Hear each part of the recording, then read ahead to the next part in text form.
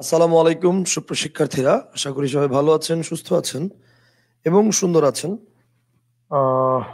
আরো একটি নতুন ক্লাসে আপনাদের সকলকে স্বাগত জানাচ্ছি।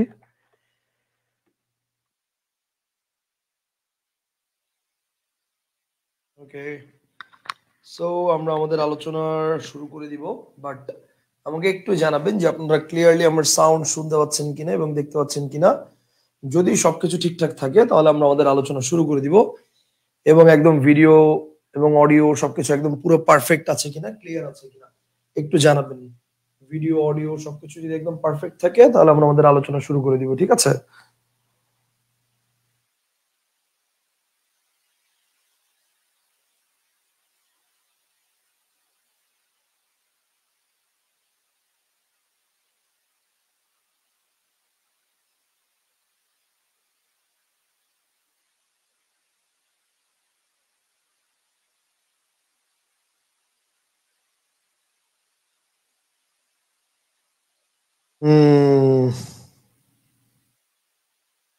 ওকে,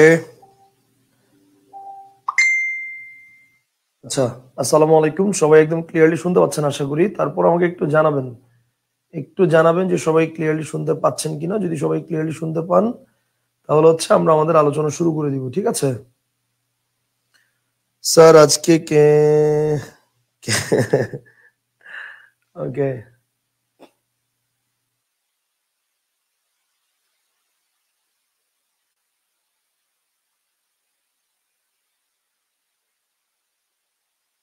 আচ্ছা, আমি একটু মেনশন দিয়ে নিই, 1 মিনিট, আমি একটু সবাইকে মেনশন দিয়ে নিই। @everyone, EVERY, ওকে।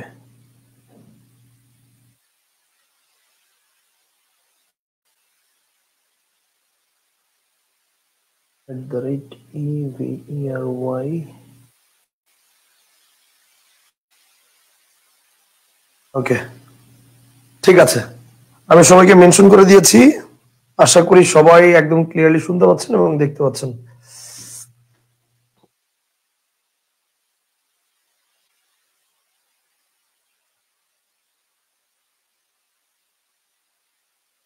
ঠিক আছে, আমরা আমাদের আলোচনায় চলে যাব। তার আগে আমরা একটু ওয়েট করি, বিকজ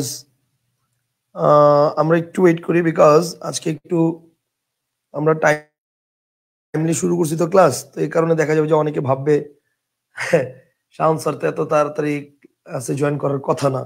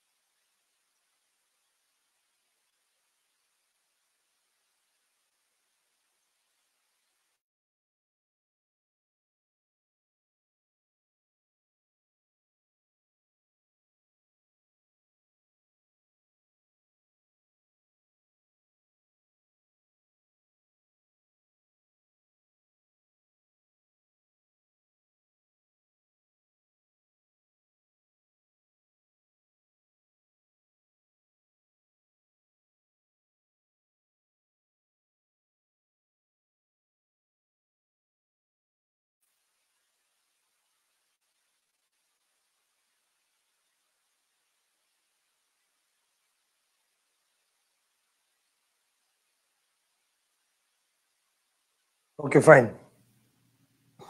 আমরা একটু ওয়েট করি। হ্যাঁ, আমরা একটু ওয়েট করি, সবাই একটু জয়েন করুক আগে, সবাই একটু জয়েন করুক।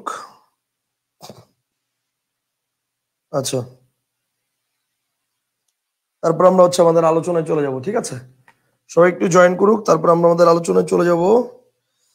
একটু ওয়েট করি, এর মধ্যে সবাই আশা করি সাউন্ড এবং ভিডিও ক্লিয়ারলি শুনতে পাচ্ছেন, দেখতে পাচ্ছেন। আচ্ছা,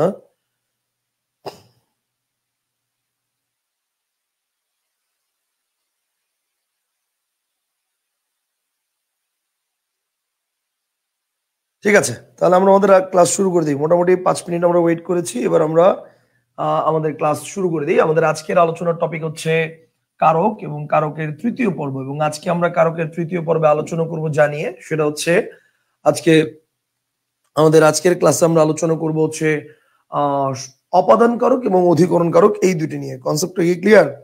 এই দুটি নিয়ে আমরা হচ্ছে অপাদান কারক এবং অধিকরণ কারক, এই দুটি নিয়ে আজকে আমরা হচ্ছে আলোচনা করব। কনসেপ্টটা কি ক্লিয়ার?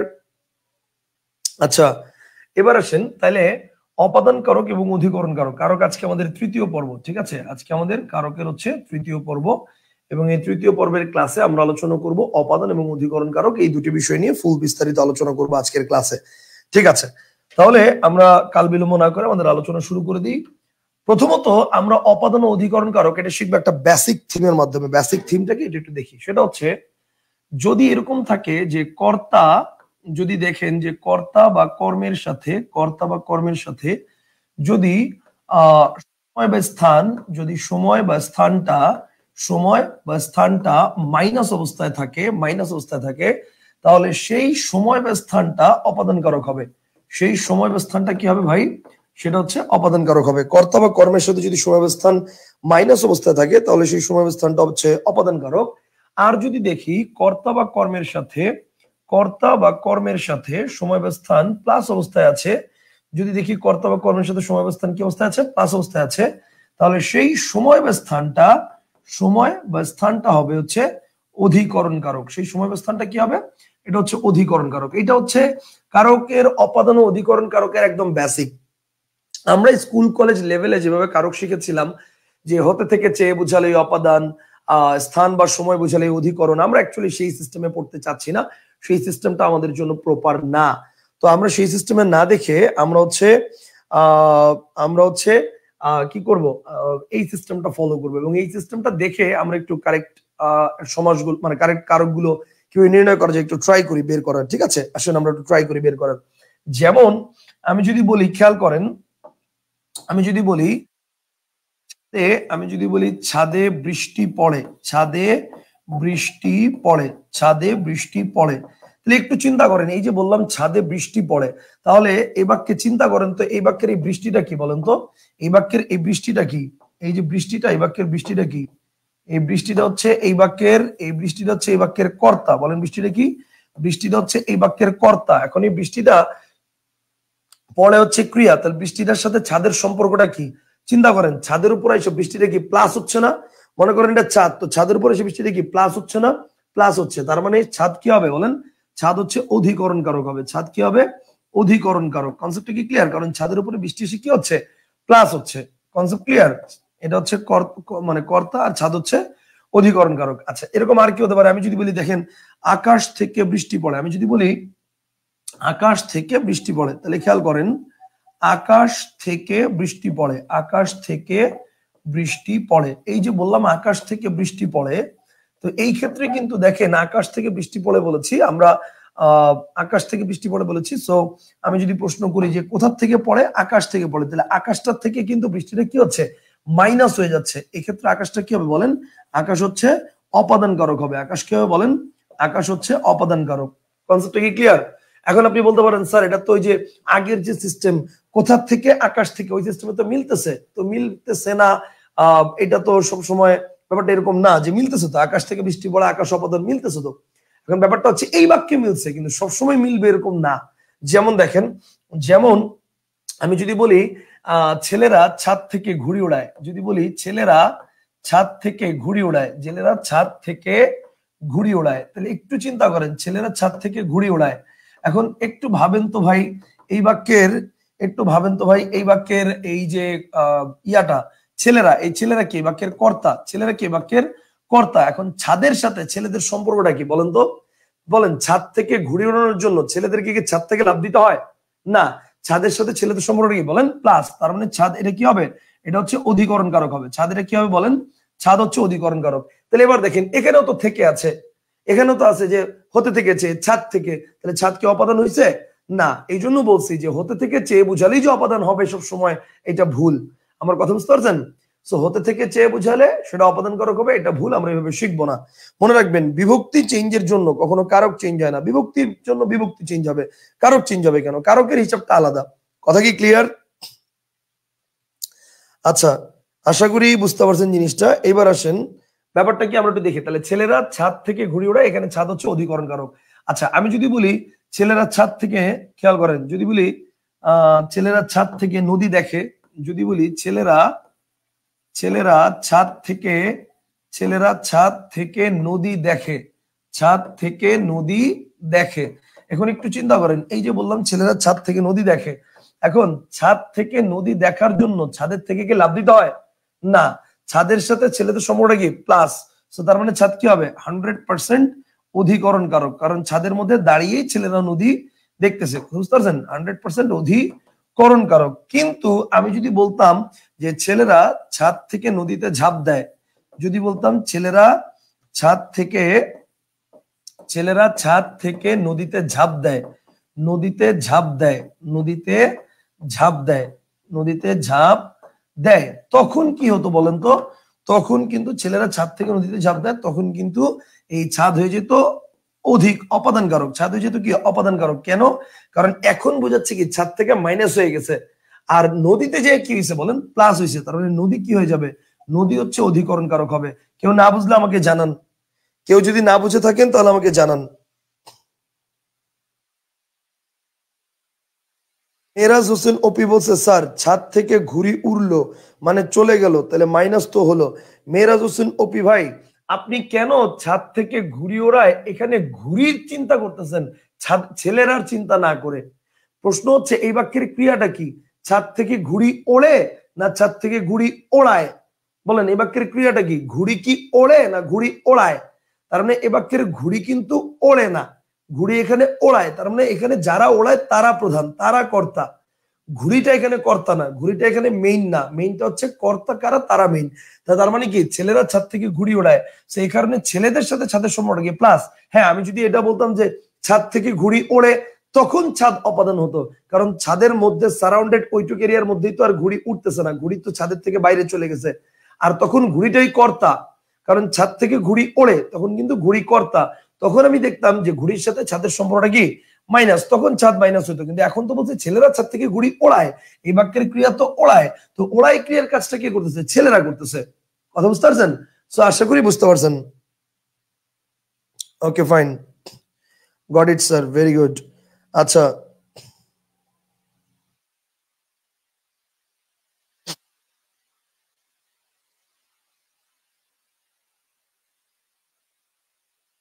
Okay fine. স্যার ছাদ আর ঘুড়ির নিচে আন্ডারলাইন থাকলে কি হতো? এই যে বললামই তো, ঘুড়ি হচ্ছে, ঘুড়ি এখানে হচ্ছে কর্ম, ঘুড়ি কি এখানে কর্ম। ওকে, ঘুড়ি কর্ম, ছাদ অধিকরণ, ছেলেরা কর্তা। আশা করি ক্লিয়ার। এই পর্যন্ত কি সবাই ক্লিয়ার? এই পর্যন্ত কি সবাই বুঝতে পেরেছেন? আমার কাছে ক্লাস নিতে অনেক ভালো লাগতেছে, মানে ক্লাস নিয়ে অনেক মজা হচ্ছে, কারণ আমি নিজেও তো দেখতেছি একদম ফুল ক্রিস্টাল ক্লিয়ার, কোনো জায়গায় প্রবলেম নাই। প্লাস হচ্ছে গতকালকে প্রায় $25 খরচ করে গত পরশু দিন হচ্ছে ইয়া কিনছি, স্ট্রিম ইয়ার্ডের মানে প্রফেশনাল ভার্সন কিনছি। মানে মনে করেন যে একদম ক্রিস্টাল ক্লিয়ার যাতে সবকিছু থাকে, বুঝতে পারছেন? সো নেট কানেকশন একদম ফুল মানে পারফেক্ট, ঠিক আছে। তারপর হচ্ছে digital board perfect, camera perfect, laptop perfect. So আলহামদুলিল্লাহ আর কোনো প্রবলেম নাই, একদম ফুল ক্রিস্টাল ক্লিয়ার, বুঝতে পারছেন? আচ্ছা, একজন বলছে, আশিকুল ইসলাম বলছে স্যার ছাদ ছাড়া একটা উদাহরণ দেন। আসেন ছাদ ছাড়া উদাহরণ দেই। ওকে ফাইন, ছাদ ছাড়া উদাহরণ দেই। আসেন আমি যদি বলি যদি বলি ঝিনুকে মুক্তা মেলে, যদি বলি ঝিনুকে মুক্তা মেলে, খেয়াল করেন ঝিনুকে মুক্তা মেলে, তাহলে ঝিনুকে মুক্তা মেলে, এই যে বললাম ঝিনুকে মুক্তা মেলে, একটু চিন্তা করে দেখেন। স্যার কর্মের সাথে অধিকরণে আরেকটা উদাহরণ দিলে ক্লিয়ার হতো। এই যে দেখেন আরো অনেক উদাহরণ দিচ্ছি, কোনো সমস্যা নাই। কথা বুঝতে পারছেন? খেয়াল করেন আরো অনেক উদাহরণ দিচ্ছি। নিশাত তাসনিম আপু, আপনি যে এসএমএস দিয়েছেন সেই এসএমএস আমি পড়েছি, বাট এটার উত্তর আমি এখন দিব না, এই জন্য কিছু বলি নেই, পরে দিব। আচ্ছা এখন দেখেন ঝিনুকে মুক্তা মেলে, তাহলে এখন খেয়াল করে দেখেন এই যে ঝিনুকে মুক্তা মেলে, তাহলে এখানে কিন্তু এই যে ঝিনুকের সাথে মুক্তার সম্পর্কটাকে একটু চিন্তা করেন তো।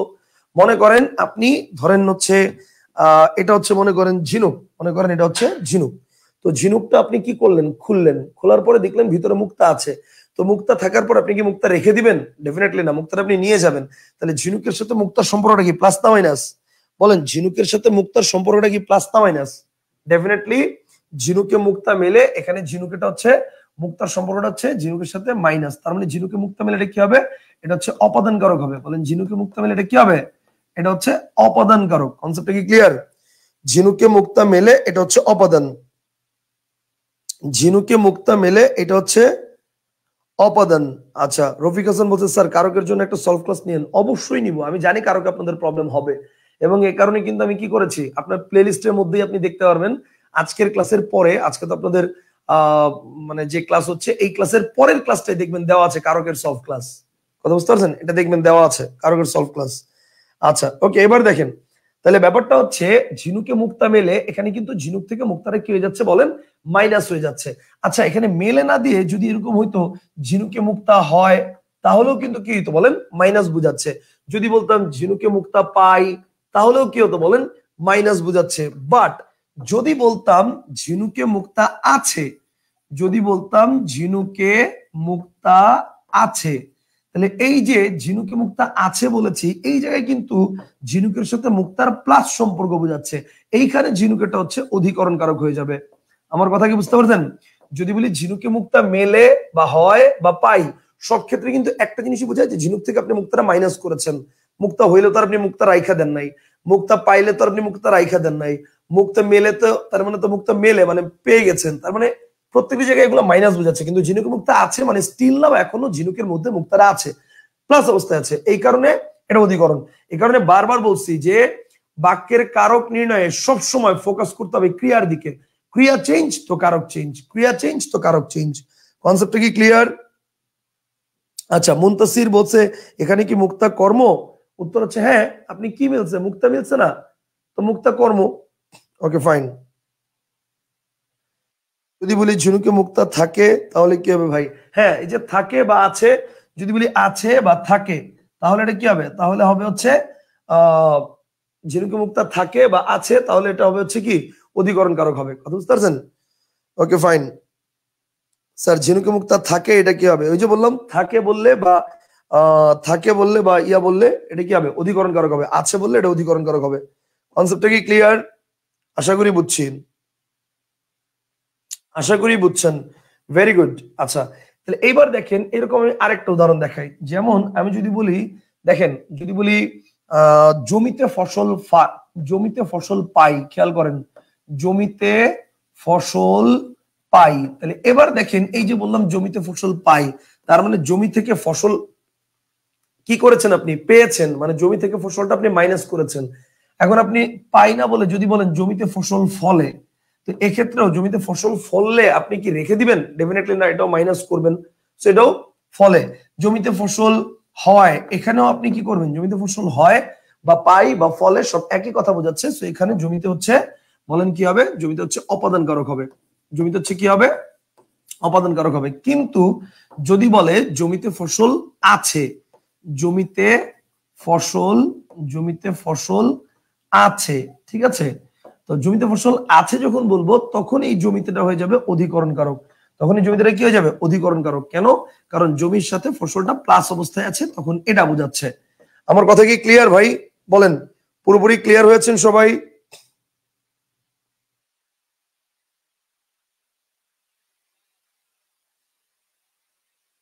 এটা কি এটা কি এটা কি সবাই ক্লিয়ার হয়েছেন? আমাকে একটু জানান, এটা কি ক্লিয়ার হয়েছেন সবাই?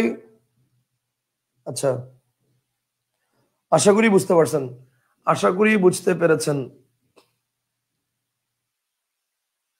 আশা করি বুঝতে পেরেছেন। আচ্ছা, একজন প্রশ্ন করছে স্যার এক যে ছিল চাঁদের কোনায় চরকা কাটা বুড়ি, এটা কি হবে একটু বুঝাই দিয়েন। উৎস বা সোর্স বুঝালে অপাদান, হ্যাঁ উৎস বা সোর্স বুঝালে অপাদান, কিন্তু বাক্যের ক্ষেত্রে বুঝতে হবে যে উৎস বা সোর্স থেকে কি মাইনাস বুঝাচ্ছে কিনা, এটাও ভাই মনে রাখতে হবে। এই যে দেখেন উৎস বা সোর্স বুঝাচ্ছে এই জায়গায়, এটা কিন্তু অপাদান। এখানেও কিন্তু উৎস বা সোর্সই বুঝাচ্ছে, কিন্তু এখানে উৎস বা সোর্স বুঝালেও এটা অধিকরণ। কথা বুঝতে পারছেন? সেই কারণে সবসময় উৎস বা সোর্স বুঝালে অপাদান, এই থিঙ্কিং এ যাওয়া যাবে না। আপনি দেখতে হবে যে এই উৎস বা সোর্স থেকে কি মাইনাস হওয়া বোঝাচ্ছে কিনা। আমার কথা বুঝতে পারছেন? যদি উৎস বা সোর্স থেকে মাইনাস হওয়া বোঝায় তখন অপাদান, উৎস বা সোর্সের মধ্যেই আছে, উৎস বা সোর্সের মধ্যেই আছে এরকম বুঝালে তখন কি হবে, তখন আর অপাদান হবে না, তখন অধিকরণ হবে। কনসেপ্টটা কি ক্লিয়ার? আশা করি বুঝতে পারছেন। ঝিনুকে মুক্তা আছে আর হয় দুটিতে একই? না না না না না না না, ঝিনুকে মুক্তা আছে আর হয় দুটো এক না। ঝিনুকে মুক্তা হয় এইটা দ্বারা বোঝাচ্ছে যে ঝিনুকের মধ্যে মুক্তা হইছে, আপনি মুক্তা এখন নিয়ে নিবেন। কিন্তু ঝিনুকে মুক্তা আছে এটা দ্বারা এটা বোঝাচ্ছে না যে আপনি মুক্তা নিয়ে নিবেন এখন। এটা দ্বারা এটা বোঝাচ্ছে যে মুক্তা ঝিনুকের মধ্যে প্লাস অবস্থায় আছে, যখন নিবেন তখন আপনি এটা কি হবে, তখন এটা অপাদান হবে। মানে বললামই তো, বাক্যের ক্রিয়ার উপরে সবকিছু ডিপেন্ড করে। কথা বুঝতে পারছেন? আচ্ছা, এখন দেখেন, এখন আমি আরো যে একটা উদাহরণ একটু বলি যে যদি বলি মেঘে বৃষ্টি হয়, একটু চিন্তা করেন, যদি বলি মেঘে বৃষ্টি হয়, মেঘে বৃষ্টি হয়, তাহলে এই যে বললাম মেঘে বৃষ্টি হয়, এক্ষেত্রে মেঘ কি বলেন তো, মানে মেঘ থেকে মাইনাস হয়ে যাচ্ছে, তাহলে মেঘটা হচ্ছে অপাদান, মেঘ থেকে মাইনাস হয়ে যাচ্ছে, মেঘ হচ্ছে অপাদান। কিন্তু যদি বলি মেঘে, যদি বলি মেঘে বৃষ্টি আছে, মেঘে বৃষ্টি, মেঘে বৃষ্টি আছে মানে মেঘে বৃষ্টি জমা আছে, তখন মেঘের সাথে বৃষ্টিটা কি অবস্থায় আছে, প্লাস অবস্থায় আছে, তখন এটা কি হবে, তখন এটা হবে অধিকরণ। কথা বুঝতে পারছেন? আশা করি বুঝছেন, আশা করি বুঝতে পারছেন। আচ্ছা, এক যে ছিল চাঁদের কোনায় চরকা কাটা বুড়ি, এটা একটু বলি। এক যে ছিল, ওকে, এক যে ছিল চাঁদের কোনায়, এক যে ছিল চাঁদের কোনায়, এক যে ছিল চাঁদের কোনায় চরকা কাটা বুড়ি, ওকে, চরকা কাটা বুড়ি, এক যে ছিল চাঁদের কোনায় চরকা কাটা বুড়ি। তাহলে এই যে বাক্যটা বললাম যে এক যে ছিল চাঁদের কোনায় চরকা কাটা বুড়ি, এখানে এই যে বললাম যে এক যে ছিল চাঁদের কোনায়, এখন খেয়াল করেন কোথায় ছিল, চাঁদের কোনায়। আপনি বলছেন যে চাঁদের কোনায় কোন কারক, তাই না? আপনার প্রশ্নটা ছিল হচ্ছে এখানে চাঁদের কোনায় কোন কারক। তাহলে একটু চিন্তা করেন, চাঁদের কোনার মধ্যে বুড়িটা কি আছে, প্লাস অবস্থায় আছে, তার মানে চাঁদের কোনার সাথে বুড়িটার অবস্থা প্লাস, তার মানে চাঁদের কোনা অধিকরণ। কথা বুঝতে পারছেন? তার মানে চাঁদের কোনাটা কি হবে, অধিকরণ কারক হবে। Concept clear? আচ্ছা, আশা করি এই পর্যন্ত আপনারা বুঝেছেন। তাহলে অপাদান এবং অধিকরণ কারকের যে বেসিক সেন্স, সেই বেসিক সেন্সটা মোটামুটি আপনাদের ক্লিয়ার। তবে এখন অপাদান এবং অধিকরণ কারকের আমরা আরো অনেকগুলো ব্যতিক্রমধর্মী নিয়ম শিখবো, যেটা এই বেসিক সেন্সের আন্ডারে পড়ে না, অর্থাৎ এই বেসিক সেন্স দিয়ে মিলবে না। কিন্তু এছাড়াও আরো কিছু উদাহরণ আছে অপাদান এবং অধিকরণ কারকের জন্য, মানে কিছু নিয়ম আছে। তো আমরা একটু এই টেকনিক গুলো শিখবো। তো লিখে ফেলেন কিছু ব্যতিক্রমী নিয়ম, ঠিক আছে, কিছু ব্যতিক্রমী নিয়ম, কিছু ব্যতিক্রমী নিয়ম, ওকে, কিছু ব্যতিক্রমী নিয়ম। তো কিছু ব্যতিক্রমী নিয়মটা কি আছে আমরা একটু দেখি, আসেন। কিছু ব্যতিক্রমী নিয়মটা কি আছে আমরা একটু দেখি, আসেন। এক নম্বর হচ্ছে লিখেন, দূরত্ব বোঝালে, দূরত্ব বুঝালে, বুঝালে যেখান থেকে দূরত্ব মাপা শুরু হবে, যেখান থেকে দূরত্ব বুঝালে যেখান থেকে দূরত্ব মাপা শুরু হবে, দূরত্ব মাপা শুরু হবে, মাপা শুরু হবে, যেখান থেকে দূরত্ব মাপা শুরু হবে তা অপাদান, তা অপাদান, যেখান থেকে দূরত্ব মাপা শুরু হবে তা অপাদান, আর যেখানে শেষ হবে, আর যেখানে শেষ হবে, আর যেখানে শেষ হবে, যেখানে শেষ হবে, শেষ হবে, শেষ হবে তা অধিকরণ, তা অধিকরণ। জিনিসটা কি বুঝতে পারছেন? তাহলে ব্যাপারটা হচ্ছে দূরত্ব বোঝালে যেখান থেকে দূরত্ব মাপা শুরু হবে তা অপাদান, আর যেখানে গিয়ে শেষ হবে তা অধিকরণ। কনসেপ্টটা কি ক্লিয়ার?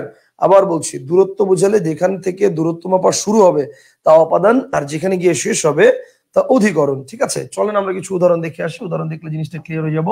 আমি যদি বলি ঢাকা থেকে, যদি বলি ঢাকা থেকে রংপুর, ওকে, যদি বলি ঢাকা থেকে রংপুর, ঢাকা থেকে রংপুর অনেক দূর, ঢাকা থেকে রংপুর অনেক দূর, তাহলে এই যে বললাম ঢাকা থেকে রংপুর অনেক দূর, এখন দেখেন এখানে ঢাকা কোন কারক আর রংপুর কোন কারক। চিন্তা করেন, ঢাকা থেকে রংপুর অনেক দূর, তাহলে ভাবেন তো দূরত্ব মাপাটা শুরু হয়েছে কোথা থেকে বলেন? ঢাকা থেকে শুরু হয়েছে না দূরত্ব মাপাটা? সো তার মানে ঢাকাটা কি হবে বলেন? ঢাকা হচ্ছে অপাদান, কারণ দূরত্ব মাপাটা শুরু হয়েছে ঢাকা থেকে আর রংপুরে গিয়ে শেষ হয়েছে, তার মানে রংপুরটা হচ্ছে কি অধিকরণ। দূরত্ব মাপাটা শেষ হয়েছে কোথায়? রংপুরে, রংপুরটা হচ্ছে অধিকরণ। এখন আমি যদি এটা না বলে বলতাম যে ঢাকা থেকে রংপুর অনেক কাছে, তাহলে কি হইতো বলেন তো?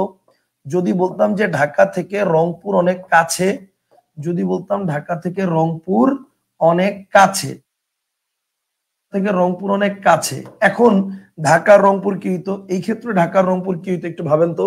ঢাকা থেকে রংপুর অনেক কাছে, এখন ঢাকা থেকে রংপুর এটা কি হইতো? ঢাকা থেকে রংপুর অনেক কাছে, তাহলে এই জায়গায় ঢাকা থেকে রংপুর এটা কি হইতো?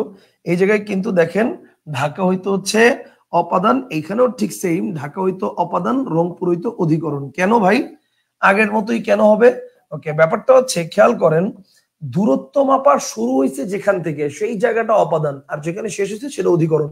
এখন ভাই কাছে হোক আর দূরে হোক, দূরত্ব মাপাটা তো শুরু হয়েছে ঢাকা থেকেই নাকি? মনে করেন এটা হচ্ছে ঢাকা, তো ঢাকা থেকে রংপুর মনে করেন অনেক দূর, অনেক।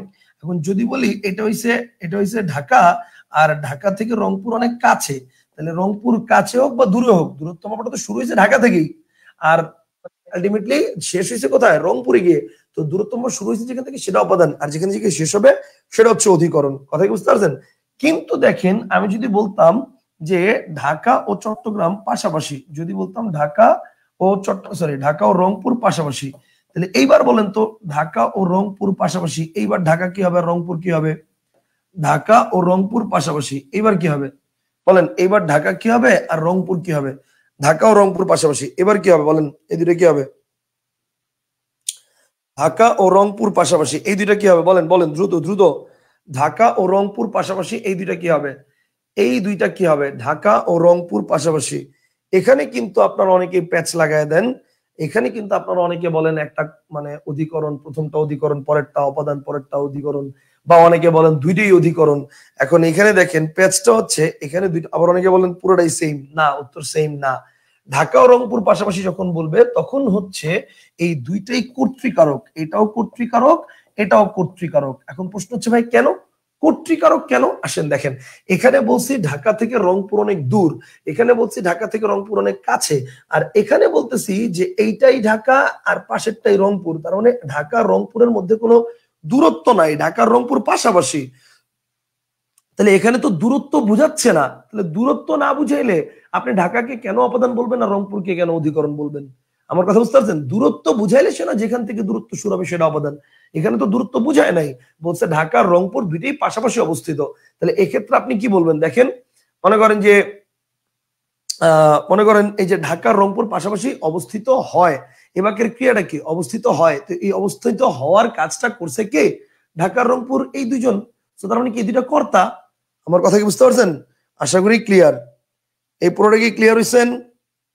প্যাচটা কি ক্লিয়ার হইছেন?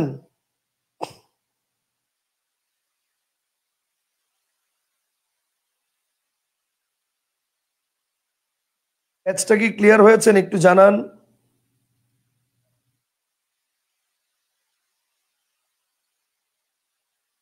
জি sir, clear clear clear. Okay, very good, thank you. আচ্ছা, তাহলে আমরা রুলসটা কি শিখলাম? আমরা রুলসটা শিখলাম হচ্ছে দূরত্ব বুঝালে যেখান থেকে দূরত্ব মাপা শুরু হবে সেটা অপাদান, আর যেখানে গিয়ে শেষ হবে সেটা হচ্ছে অধিকরণ। এই পর্যন্ত এটা আমরা হচ্ছে 1 নম্বর নিয়মের যে ব্যতিক্রমটা ছিল সেই ব্যতিক্রমটা ক্লিয়ার হলাম। রফিক হাসান বলছে না স্যার ক্লিয়ার না। রফিক ভাই কেন ক্লিয়ার না আপনি?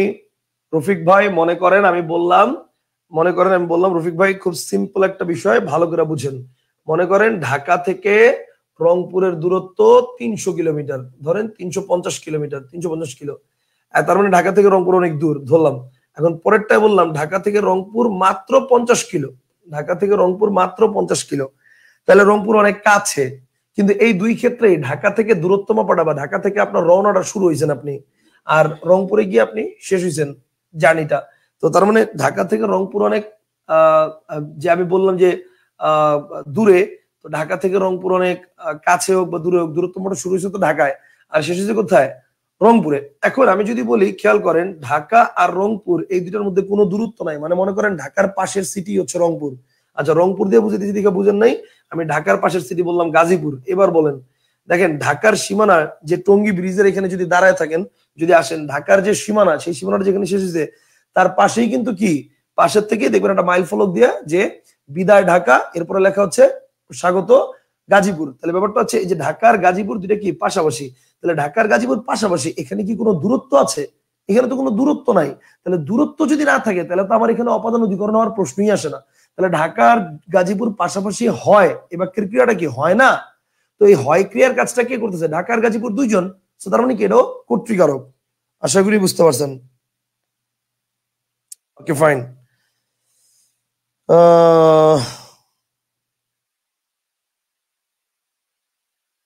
আচ্ছা, আশা করি ক্লিয়ার। তাহলে এটা হচ্ছে আমাদের 1 নম্বর নিয়ম গেল। এবার আসেন নাম্বার 2, 2 নম্বর নিয়ম। 2 নম্বর নিয়মটা কি আসেন? 2 নম্বর নিয়মটা হচ্ছে তুলনা বুঝালে, 2 নম্বর নিয়মটা হচ্ছে তুলনা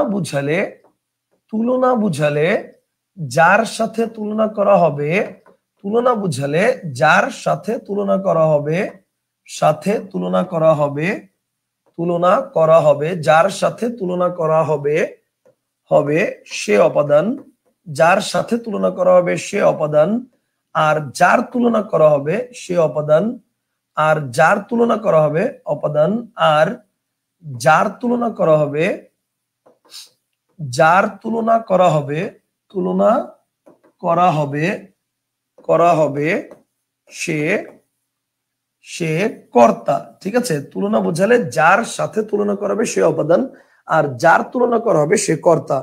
তুলনা বোঝালে যার সাথে তুলনা করা হবে সে অপাদান, আর যার তুলনা করা হবে সে কর্তা। ঠিক আছে,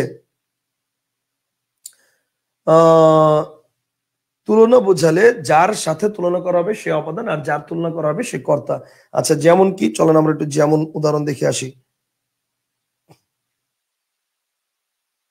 আচ্ছা, ওকে, ফাইন। তাহলে আমরা একটু যেমন উদাহরণ দেখে আসি। তুলনা বোঝালে যার তুলনা করা হবে সে অপাদান, আর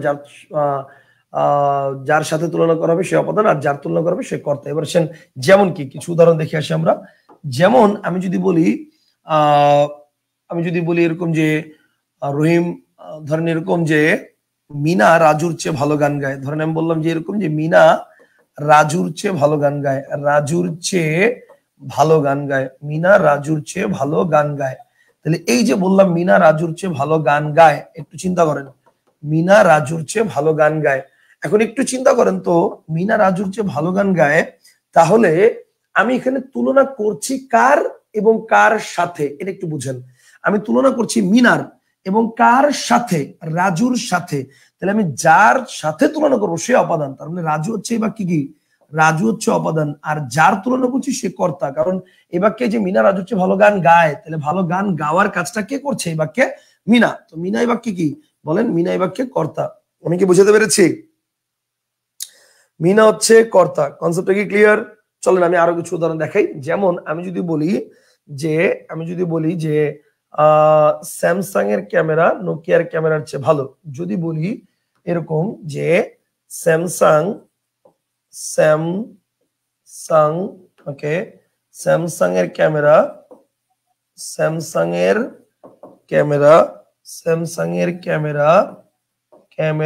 নোকিয়ার ক্যামেরার চেয়ে ভালো, স্যামসাং এর ক্যামেরা নোকিয়ার ক্যামেরার চেয়ে ভালো, ক্যামেরার চেয়ে ভালো। ওকে, ফাইন, ক্যামেরার চেয়ে ভালো।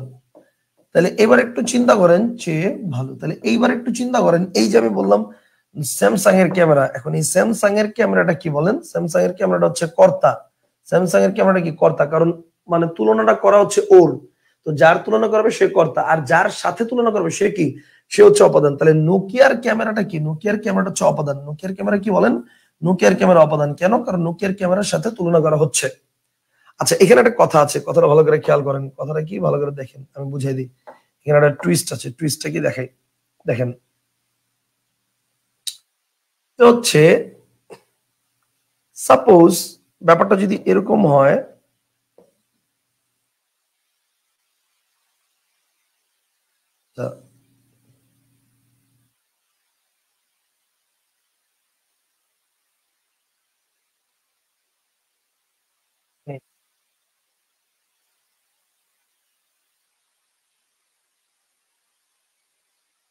এবার খেয়াল করেন, এই যে মিনা রাজুর চেয়ে ভালো গান গায় যেটা বললাম, এখন এইটা যদি এভাবে না বলে আমি বাক্যটা এভাবে বলতাম যে রাজুর চেয়ে মিনা ভালো গান গায়, এটা যদি এভাবে বলতাম যে রাজুর চেয়ে মিনা ভালো গান গায়, রাজুর চেয়ে মিনা ভালো গান গায়, ভালো গান গায়, ভালো গান গায়, রাজুর চেয়ে মিনা ভালো গান গায়। এখানে রাজুর কোন কারক আর মিনা কোন কারক? ব্যাপারটা কিন্তু অনেকেই এখানে কনফিউজড হয়ে যায়। এখানে রাজুর কোন কারক আর মিনার কোন কারক, কিন্তু ব্যাপারটা হচ্ছে সেম আগেরটাই। অর্থাৎ রাজুর চেয়ে মিনা ভালো গান গায়, এখানেও কিন্তু মিনারই তুলনা করা হয়েছে রাজুর সাথে। তার মানে এই ক্ষেত্রেও রাজু কি হবে বলেন? রাজু হচ্ছে অপাদান হবে, আর মিনা হচ্ছে কর্তা হবে। রাজু হচ্ছে অপাদান হবে, মিনা হচ্ছে কর্তা হবে। আশা করি জিনিসটা বুঝতে পারছেন।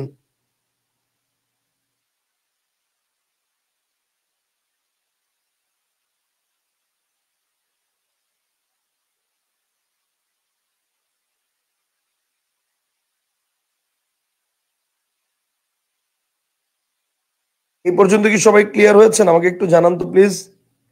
এই পর্যন্ত কি আপনারা সবাই ক্লিয়ার হয়েছেন?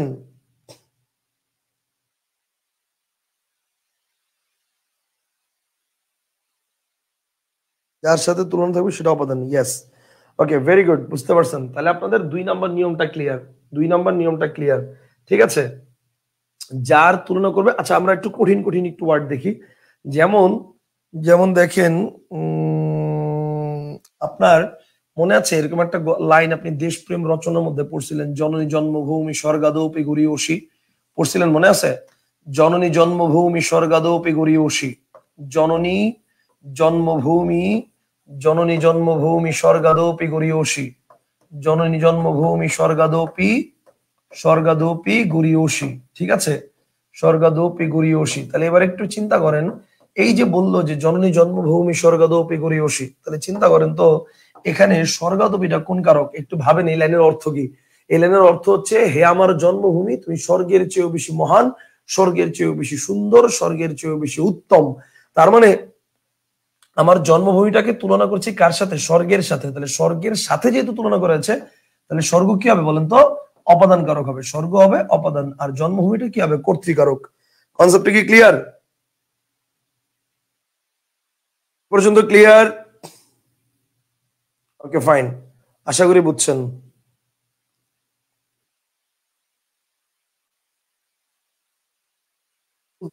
তো একটু কনফিউজড হয়ে গেলাম জিনিসটা,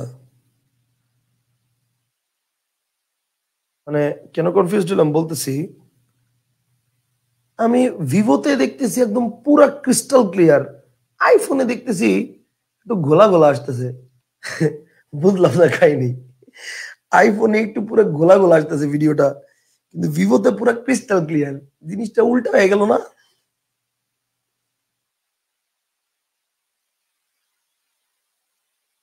ও না, এখন আবার ক্লিয়ার হয়েছে। আল্লাহ মাহবুব জানে কি হয়েছিল। ওকে, ফাইন।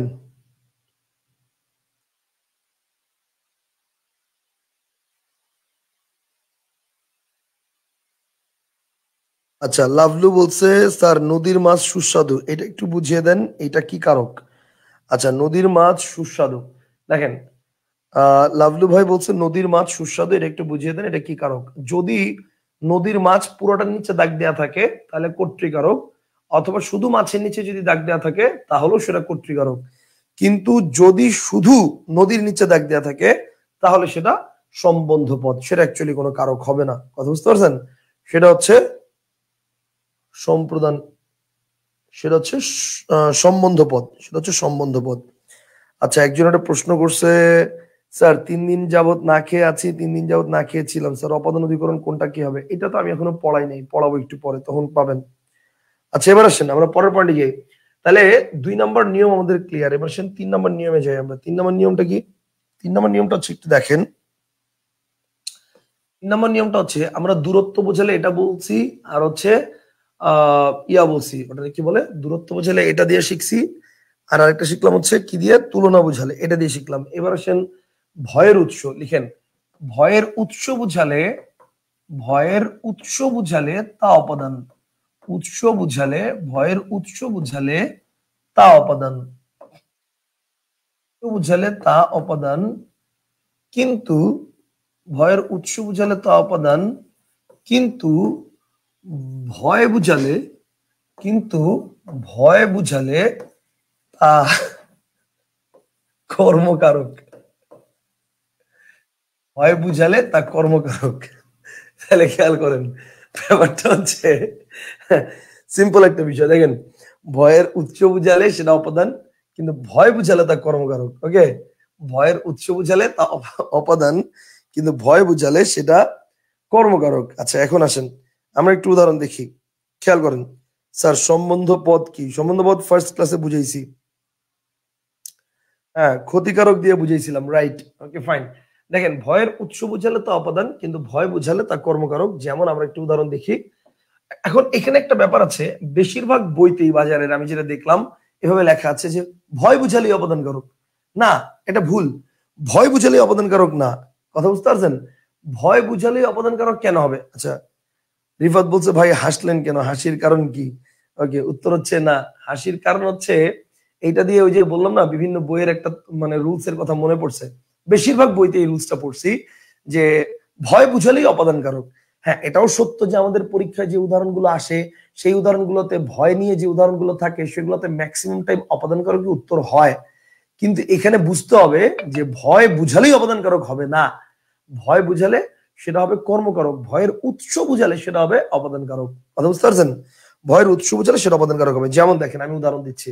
যেমন আমি যদি বলি যে যেমন আমি যদি বলি যে বাবা প্রচন্ড ভয় পাই, তাহলে এবার খেয়াল করেন, বাবাকে প্রচন্ড ভয় পাই, বাবাকে প্রচন্ড ভয় পাই। তাহলে এই যে বললাম যে বাবাকে প্রচন্ড ভয় পাই, তাহলে এখানে বাবাটা কি হবে বলেন তো? ভয়ের উৎস।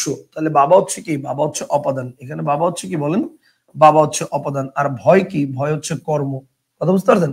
এখন আমাদের স্কুল কলেজগুলোতে যেভাবে শেখায় বা বিভিন্ন বইগুলোতে যেভাবে লেখা থাকে এরকম যে ভয় বুঝালে সেটা অপাদান কারক। কেন লেখা থাকে? কারণ আমাদের পরীক্ষা হলে কখনো এটা পরীক্ষায় আসে না। আমাদের পরীক্ষা আসে বাবাকে প্রচন্ড ভয় পাই, বাবা কোন কারক। এখন বাবা কোন কারক? বাবা তো অপাদান কারক। তো এই জন্য বইগুলোতে এভাবে লেখা থাকে যে ভয় বুঝালে অপাদান কারক। আসলে ব্যাপারটা ভুল। ভয় বুঝালে অপাদান কারক না, ভয়ের উৎস বুঝালে অপাদান কারক। দেখেন, বাক্যটা তো এরকমও হতে পারতো যে আমি ভয় পাই, তাই না? ব্যাপারটা তো এরকম হতে পারতো যে আমি ভয় পাই। তাহলে তখন কি এটা বুঝাইতো যে মানে আমার ভয়ের উৎসটা কি? না, তখন হচ্ছে আমি ভয় পাই, আমি কি পাই? ভয় পাই। ভয় কর্মকারক হতো তখন। আমার কথা বুঝতে পারছেন? ভয় কর্মকারক হইতো তখন। কনসেপ্টটা কি ক্লিয়ার? কিন্তু এটা কিন্তু ভয় কর্মকারক মানে এই জন্য আমরা এইভাবে শিখবো না যে ভয়ের উৎস, ভয় বুঝালে অপাদান কারক। আমরা শিখবো হচ্ছে ভয়ের উৎস বুঝালে অপাদান, কিন্তু ভয় বুঝালে তার কর্ম। এটা হচ্ছে কর্ম। আচ্ছা, যেমন কি আরো কিছু উদাহরণ দেখায় এরকম। যেমন আমি যদি বলি যে সাপের ভয়ে সে, যদি বলি সাপের ভয়ে সে পানিতে নামে না, সাপের ভয়ে সে পানিতে নামে না। তাহলে এই যে বলেন সাপের ভয়ে সে পানিতে নামে না, পানিতে নামে না, এই যে বললাম সাপের ভয়ে সে পানিতে নামে না, এখানে চিন্তা করেন ভয়টা কার? সাপের। সো আলটিমেটলি পানিতে নামে না, ভয়ের উৎসটা কি? সাপ। তো এখানে সাপ কি হবে? সাপ হচ্ছে অপাদান কারক। যদি বলি পরীক্ষার ভয়ে তার জ্বর এসেছে, যদি বলি পরীক্ষার ভয়ে তার জ্বর এসেছে, পরীক্ষার ভয়ে তার জ্বর এসেছে, তাহলে এই যে পরীক্ষার ভয়ে তার জ্বর এসেছে, তার জ্বর এসেছে, তো তার জ্বর আসার পেছনের কারণটা কি বলেন? পরীক্ষা। সো পরীক্ষাটা কি হবে? পরীক্ষা হবে অপাদান কারক। কনসেপ্টটা কি ক্লিয়ার? সিম্পল বিষয়। ভয়ের উৎস বুঝালে অপাদান। এ পর্যন্ত কি ক্লিয়ার ভাই?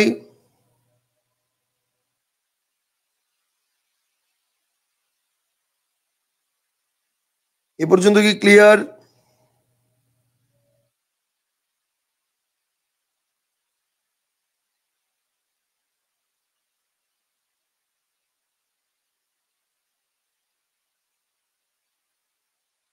ওকে, আশা করি বুঝতে পারছেন।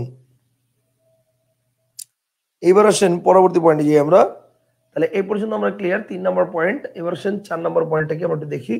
4 নম্বর পয়েন্টটা হচ্ছে, স্যার বাঘ দেখে ভয় পাই, এটা কি হবে? আপনি চিন্তা করেন, বাঘ দেখে ভয় পাই, তার মানে আপনার ভয়ের উৎসটা কি? বাঘ।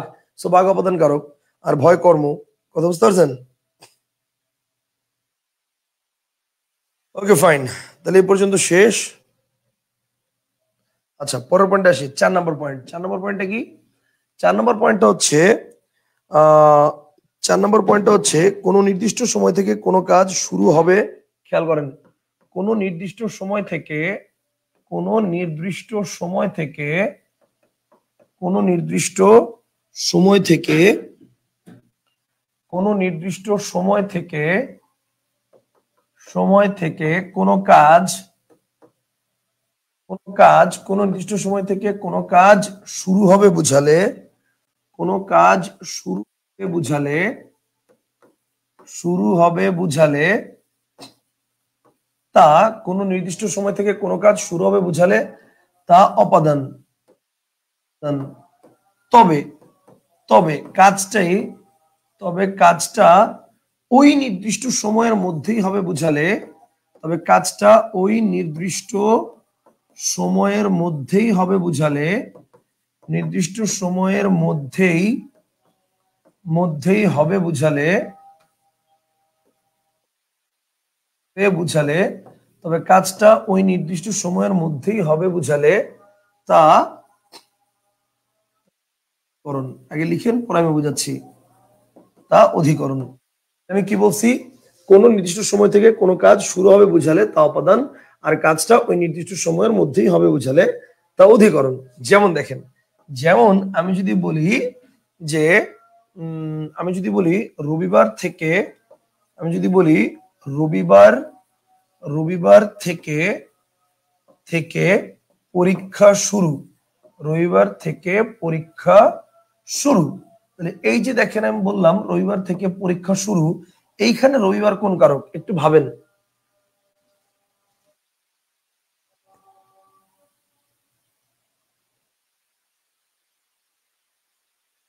রবিবার থেকে পরীক্ষা শুরু, এইখানে রবিবার কিন্তু এটা কি হবে দেখেন একটু খেয়াল করে, রবিবার থেকে পরীক্ষা শুরু, এখানে রবিবারটা হচ্ছে অপাদান, কারণ এখানে পরীক্ষা শুরু হয়েছে কবে থেকে?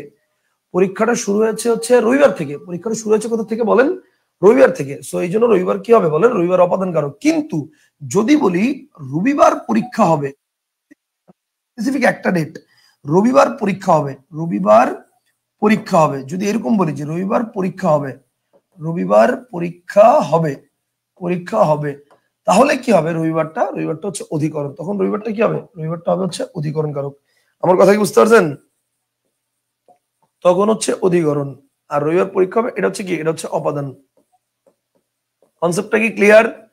আমি এরকম আরো যদি উদাহরণ দেই, তাহলে যেমন মনে করেন আমি যদি বলি যে শুক্রবার থেকে, যেমন আমি যদি বলি শুক্রবার থেকে স্কুল বন্ধ, একটু খেয়াল করে দেখেন, আমি যদি বলি শুক্রবার থেকে স্কুল বন্ধ, দেখেন যদি বলি শুক্রবার থেকে, শুক্রবার থেকে স্কুল বন্ধ, শুক্রবার থেকে স্কুল বন্ধ, তার মানে স্কুল বন্ধ শুরু হয়ে কবে যে শেষ হবে স্কুল বন্ধ থাকাটা, এটা আমরা জানি না। এমনও হতে পারে শুক্রবার থেকে স্কুল বন্ধ শুরু হয়ে গ্রীষ্মকালীন বা শীতকালীন ছুটি দিয়ে দিছে 20 দিনের জন্য, তাহলে সেই ক্ষেত্রে শুক্রবার থেকে স্কুল বন্ধ, এই শুক্রবারটা কি হবে বলেন? শুক্রবারটা হচ্ছে অপাদান কারক। এই শুক্রবারটা কি হবে? শুক্রবার অপাদান। ঠিক আছে, শুক্রবার হচ্ছে অপাদান, শুক্রবার থেকে স্কুল বন্ধ, শুক্রবার হচ্ছে অপাদান। কিন্তু ব্যাপারটা যদি এরকম হয় যে শুক্রবার স্কুল বন্ধ, ব্যাপারটা যদি এরকম হয় যে শুক্রবার, শুক্রবার স্কুল বন্ধ, তাহলে সেক্ষেত্রে কি হবে? স্পেসিফিক একটা ডেটে স্কুলটা বন্ধ, ওই ডেটের মধ্যেই কাজটা হচ্ছে, এরকম বোঝাচ্ছে। সেক্ষেত্রে শুক্রবারটা হচ্ছে অধিকরণ কারক। সেক্ষেত্রে শুক্রবারটা কি বলেন? শুক্রবার হচ্ছে অধিকরণ কারক। আশা করি আমি জিনিসটা বুঝতে পারছি। তারপর আমাকে একটু জানান, সবাই কি ক্লিয়ার? পুরোপুরি ক্লিয়ার? কোন নির্দিষ্ট সময় থেকে কোনো কাজ শুরু হবে বোঝালে সেটা অপাদান, আর কাজটা ওই নির্দিষ্ট সময়ের মধ্যেই হবে বোঝালে সেটা অধিকরণ। Concept clear? কোন নির্দিষ্ট সময় থেকে কোনো কাজ শুরু হবে বোঝালে সেটা অপাদান, আর কাজটা ওই নির্দিষ্ট সময়ের মধ্যেই হবে বোঝালে সেটা অধিকরণ। সবাই ক্লিয়ার হয়েছেন?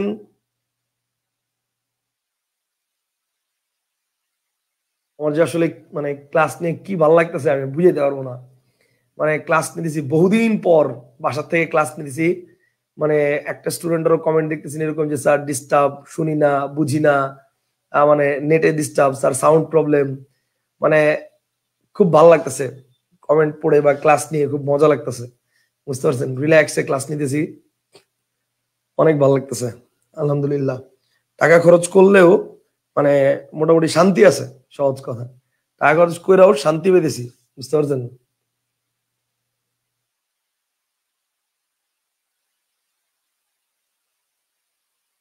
ওকে, শুক্রবার থেকে স্কুল বন্ধ। ওকে, ওকে, আলহামদুলিল্লাহ, এভরিথিং ইজ ক্লিয়ার। আমি রামজা বলছে স্যার থেকে বাদ দিলেই তো বোঝা যায়। হুম, ভেরি গুড।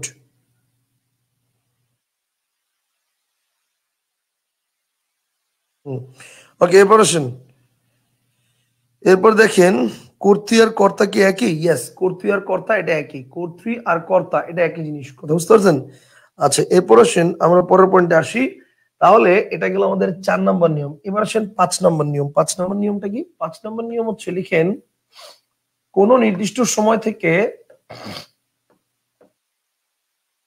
কোন নির্দিষ্ট সময় থেকে, কোন নির্দিষ্ট সময় থেকে সময় থেকে কোনো কাজ, কোনো নির্দিষ্ট সময় থেকে কোনো কাজ, কোনো নির্দিষ্ট সময় থেকে কোনো কাজ শুরু হয়ে শেষ হয়ে গেছে বুঝালে, শেষ হয়ে গেছে বুঝালে, শুরু হয়ে শেষ হয়ে গেছে, শেষ হয়ে গেছে বুঝালে, শেষ হয়ে গেছে বুঝালে, কোনো নির্দিষ্ট সময় থেকে কোনো কাজ শুরু হয়ে শেষ হয়ে গেছে বুঝালে তা অপাদান, তা অপাদান, শুরু হয়ে শেষ হয়ে গেছে বুঝালে তা অপাদান কারক। কোনো নির্দিষ্ট সময় থেকে কোনো কাজ শুরু হয়ে শেষ হয়ে গেছে বুঝালে তা অপাদান কারক। ঠিক আছে, তবে কাজটা এখনো চলছে বুঝালে, তবে কাজটা এখনো চলছে বুঝালে, এখনো চলছে বুঝালে, কাজটা এখনো চলছে বুঝালে, চলছে বুঝালে তা অধিকরণ, কাজটা এখনো চলছে বুঝালে তা অধিকরণ কারক। কথা কি বুঝতে পারছেন? আমি আবার বলছি, কোন নির্দিষ্ট সময় থেকে কোনো কাজ শুরু হয়ে শেষ হয়ে গেছে বুঝালে তা অপাদান কারক, তবে কাজটা এখনো চলছে বুঝালে সেটা অধিকরণ কারক। ধরেন কোন একটা কাজ শুরু হয়েছে, শুরু হওয়ার পর সেই কাজটা শেষ হয়ে গেছে, তার মানে সেই কাজটা হচ্ছে অপাদান। আর যদি বলে কোন একটা নির্দিষ্ট কাজ কোনো সময় থেকে শুরু হয়ে সেটা এখনো শেষ হয় নাই, সেটা এখনো চলছে, স্টিল নাও সেটা চলছে, তাহলে সেই সময়টা কি? সেই সময়টা হচ্ছে অধিকরণ কারক। যেমন কি? যেমন দেখেন, যেমন এই যে একটু আগে একজন প্রশ্ন করেছিলেন যে এমডি ইসলাম ভাই প্রশ্ন করেছিলেন 3 দিন যাবত না খেয়ে আছি আর 3 দিন যাবত না খেয়ে ছিলাম। খেয়াল করেন, এই যে আমি বললাম যে 3 দিন না খেয়ে, 3 দিন না খেয়ে আছি, 3 দিন না খেয়ে আছি, আর আরেকটা হচ্ছে 3 দিন না খেয়ে ছিলাম, 3 দিন না খেয়ে ছিলাম। তাহলে এইবার দেখেন, এই যে বললাম 3 দিন না খেয়ে আছি, আরেকটা বললাম 3 দিন না খেয়ে ছিলাম। এখন উভয় ক্ষেত্রেই আপনি দেখেন 3 দিনটা কোন কারক, একটু চিন্তা করেন। 3 দিন না খেয়ে আছি মানে কি? স্টিল নাও, এখন আমি না খেয়ে আছি। আমার 3 দিন না খেয়ে থাকার যে কাজটা, এটা এখনো শেষ হয় নাই, আমি স্টিল নাও এখনো না খেয়ে আছি। তার মানে এই 3 দিনটা হচ্ছে এই বাক্যে কি হবে বলেন? এই বাক্যে এটা হবে হচ্ছে অধিকরণ, কারণ কাজটা চলতেছে এখনো। কিন্তু যদি বলি 3 দিন না খেয়ে ছিলাম, তার মানে এখন তো খেয়ে ফেলছি, এখন তো আমার খাওয়ার কাজটা শেষ, তাহলে এটা কি হবে? এটা হবে অপাদান কারক। আমার কথা কি বুঝতে পারছেন? এই জায়গায় এই 3 দিনটা হবে অপাদান। তাহলে আমি যদি বলি আমি 7 দিন ধরে জ্বরে ভুগেছি, ভুগেছি মানে কি? এখন তো আর ভুগতেছি না, এখন আমি সুস্থ, তাহলে এটা হচ্ছে অপাদান। কিন্তু যদি বলি আমি 7 দিন ধরে জ্বরে ভুগছি, মানে স্টিল নাও এখনো ভুগছি, এখন আমি সুস্থ হই নাই, তাহলে এটা কি হবে? এই জায়গায় 7 দিনটা হচ্ছে অধিকরণ। কনসেপ্টটা কি ক্লিয়ার? পুরোপুরি কি বুঝছেন না বুঝেন নাই বলেন?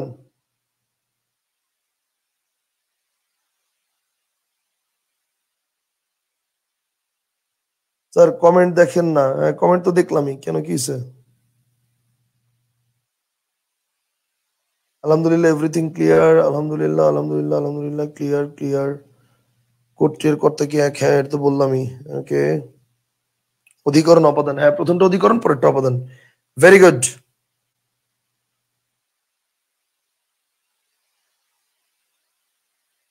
একদম পুরোপুরি ক্লিয়ার হয়েছে না জিনিসগুলো? বলেন, একদম পুরোপুরি ক্লিয়ার হয়েছে না জিনিসগুলো?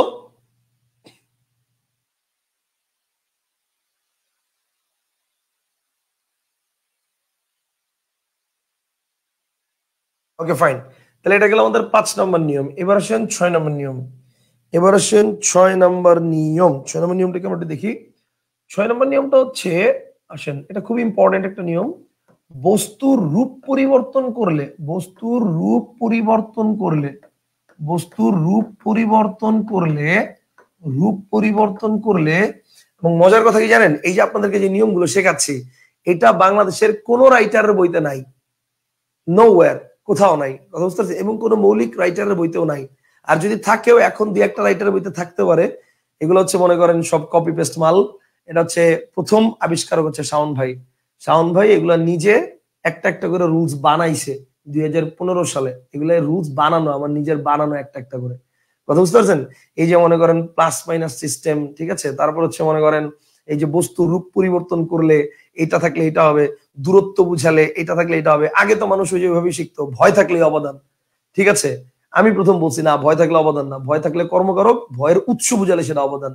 সেভাবে করে অনেক জিনিস, এগুলো আমার নিজের বানানো টেকনিক। কথা বুঝতে পারছেন? তো এগুলো কিন্তু আলটিমেটলি প্রপার ডিটেলস আলোচনা যদি না বুঝেন, তাহলে মানে আপনার মধ্যে কিন্তু কনফিউশন থেকে যাবে। সো ভালো করে বুঝেন জিনিসটা, ঠিক আছে? আচ্ছা, আরেকবার সামারাইজ করেন। এটা শেষ হয় নাই, শেষ করে নিই আমরা। দেখেন, আচ্ছা, এবার দেখেন তাহলে বস্তুর রূপ পরিবর্তন করলে, যদি বস্তুর রূপ পরিবর্তন করলে যদি পূর্ববর্তী রূপ, বস্তুর রূপ পরিবর্তন করলে নতুন নতুন রূপ নতুন রূপটি সর্বদাই কর্তা, নতুন রূপটি সর্বদাই কর্তা, মানে এটা নিয়ে কোনো ডাউট নাই, নতুন রূপ সর্বদাই কর্তা। বস্তুর রূপ পরিবর্তন করলে নতুন রূপ সর্বদাই কর্তা, এটা নিয়ে কোনো ডাউট নাই, এটা একদম 100% কনফার্ম। কথা বুঝতে পারছেন? বস্তুর রূপ পরিবর্তন করলে সর্বদাই নতুন রূপটা কর্তা, এটা নিয়ে কোনো ডাউট নাই। কিন্তু প্রবলেম হচ্ছে,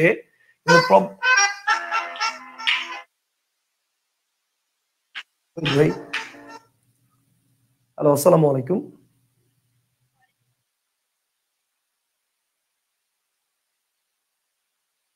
জি জি জি জি, শাহরিয়ার ফিরোজ বলছি।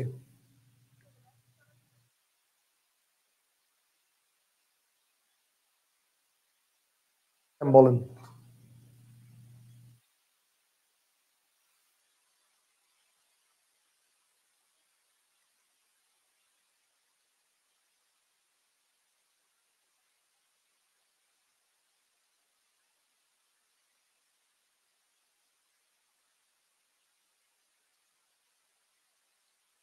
আচ্ছা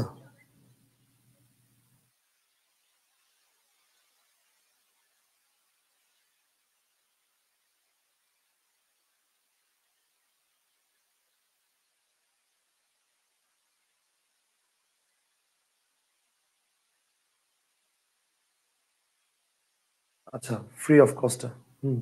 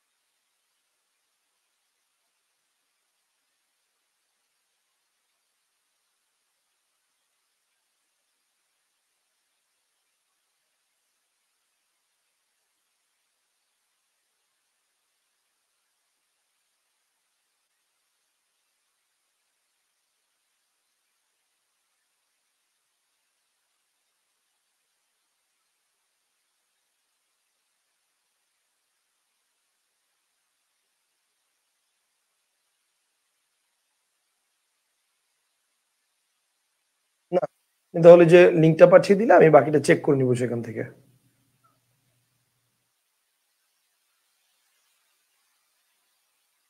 না, আমি অবগত ছিলাম না, আপনি জানিয়েছেন, অশেষ ধন্যবাদ। ঠিক আছে, আসসালামু আলাইকুম।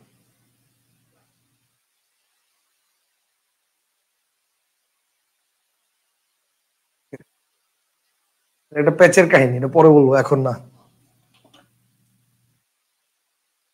মানে এমন একটা কল, এটা কাটতেও পারতেছিলাম না, আবার মনে করেন এটা মনে করেন ইয়াও করতে পারবো না, এমন একটা অবস্থা। যাই হোক, ওকে ফাইন। ঠিক আছে, আসেন আমরা একটু পড়ায় যাই।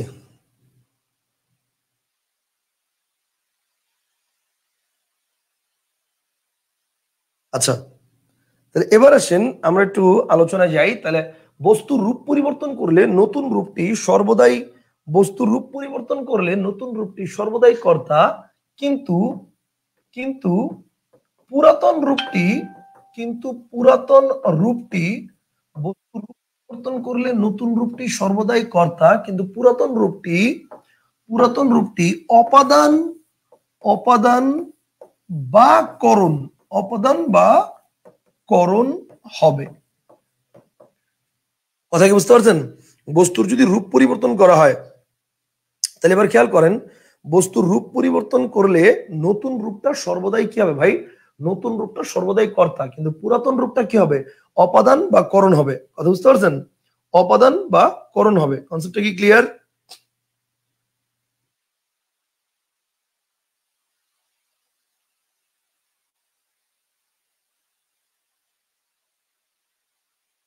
ফাইন, কি বলছেন স্যার? সকাল 9টায় পরীক্ষা শুরু হবে, এটা কোন কারক?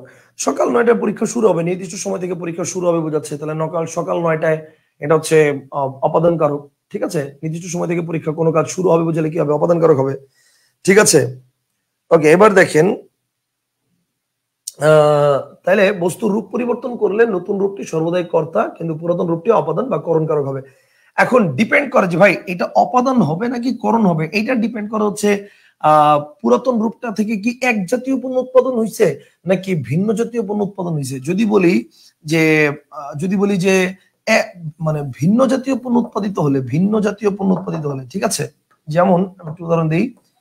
ভিন্ন জাতীয়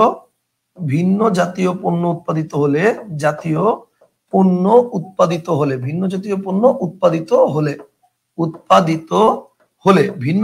উৎপাদিত হলে সেটা কি হবে? সেটা হচ্ছে করণ কারক। ঠিক আছে, ভিন্ন জাতীয় পণ্য উৎপাদিত হলে। আর যদি এক জাতীয় পণ্য উৎপাদিত হয় তাহলে কি হবে? যদি এক জাতীয় পণ্য বা যদি সমজাতীয় পণ্য উৎপাদিত হয়, যদি এক জাতীয় পণ্য বা সমজাতীয় পণ্য উৎপাদিত হয়, উৎপাদিত হলে তখন সেটা কি বলবো? এক জাতীয় পণ্য বা সমজাতীয় পণ্য উৎপাদিত হলে তখন সেটাকে বলবো অপাদান। উৎপাদিত হলে তখন সেটাকে বলবো আমরা কি বলেন? তখন সেটাকে বলবো আমরা অপাদান। চলেন আমরা কিছু উদাহরণ দেখে আসি। উদাহরণ দেখলে জিনিসটা একদম ক্লিয়ার হবো। কথা বুঝতে পারছেন? জিনিসটা একদম ক্লিয়ার হয়ে যাবো। আমরা উদাহরণটা দেখে আসি, উদাহরণটা দেখলে জিনিসটা ক্লিয়ার হয়ে যাবো। ওকে, আসেন।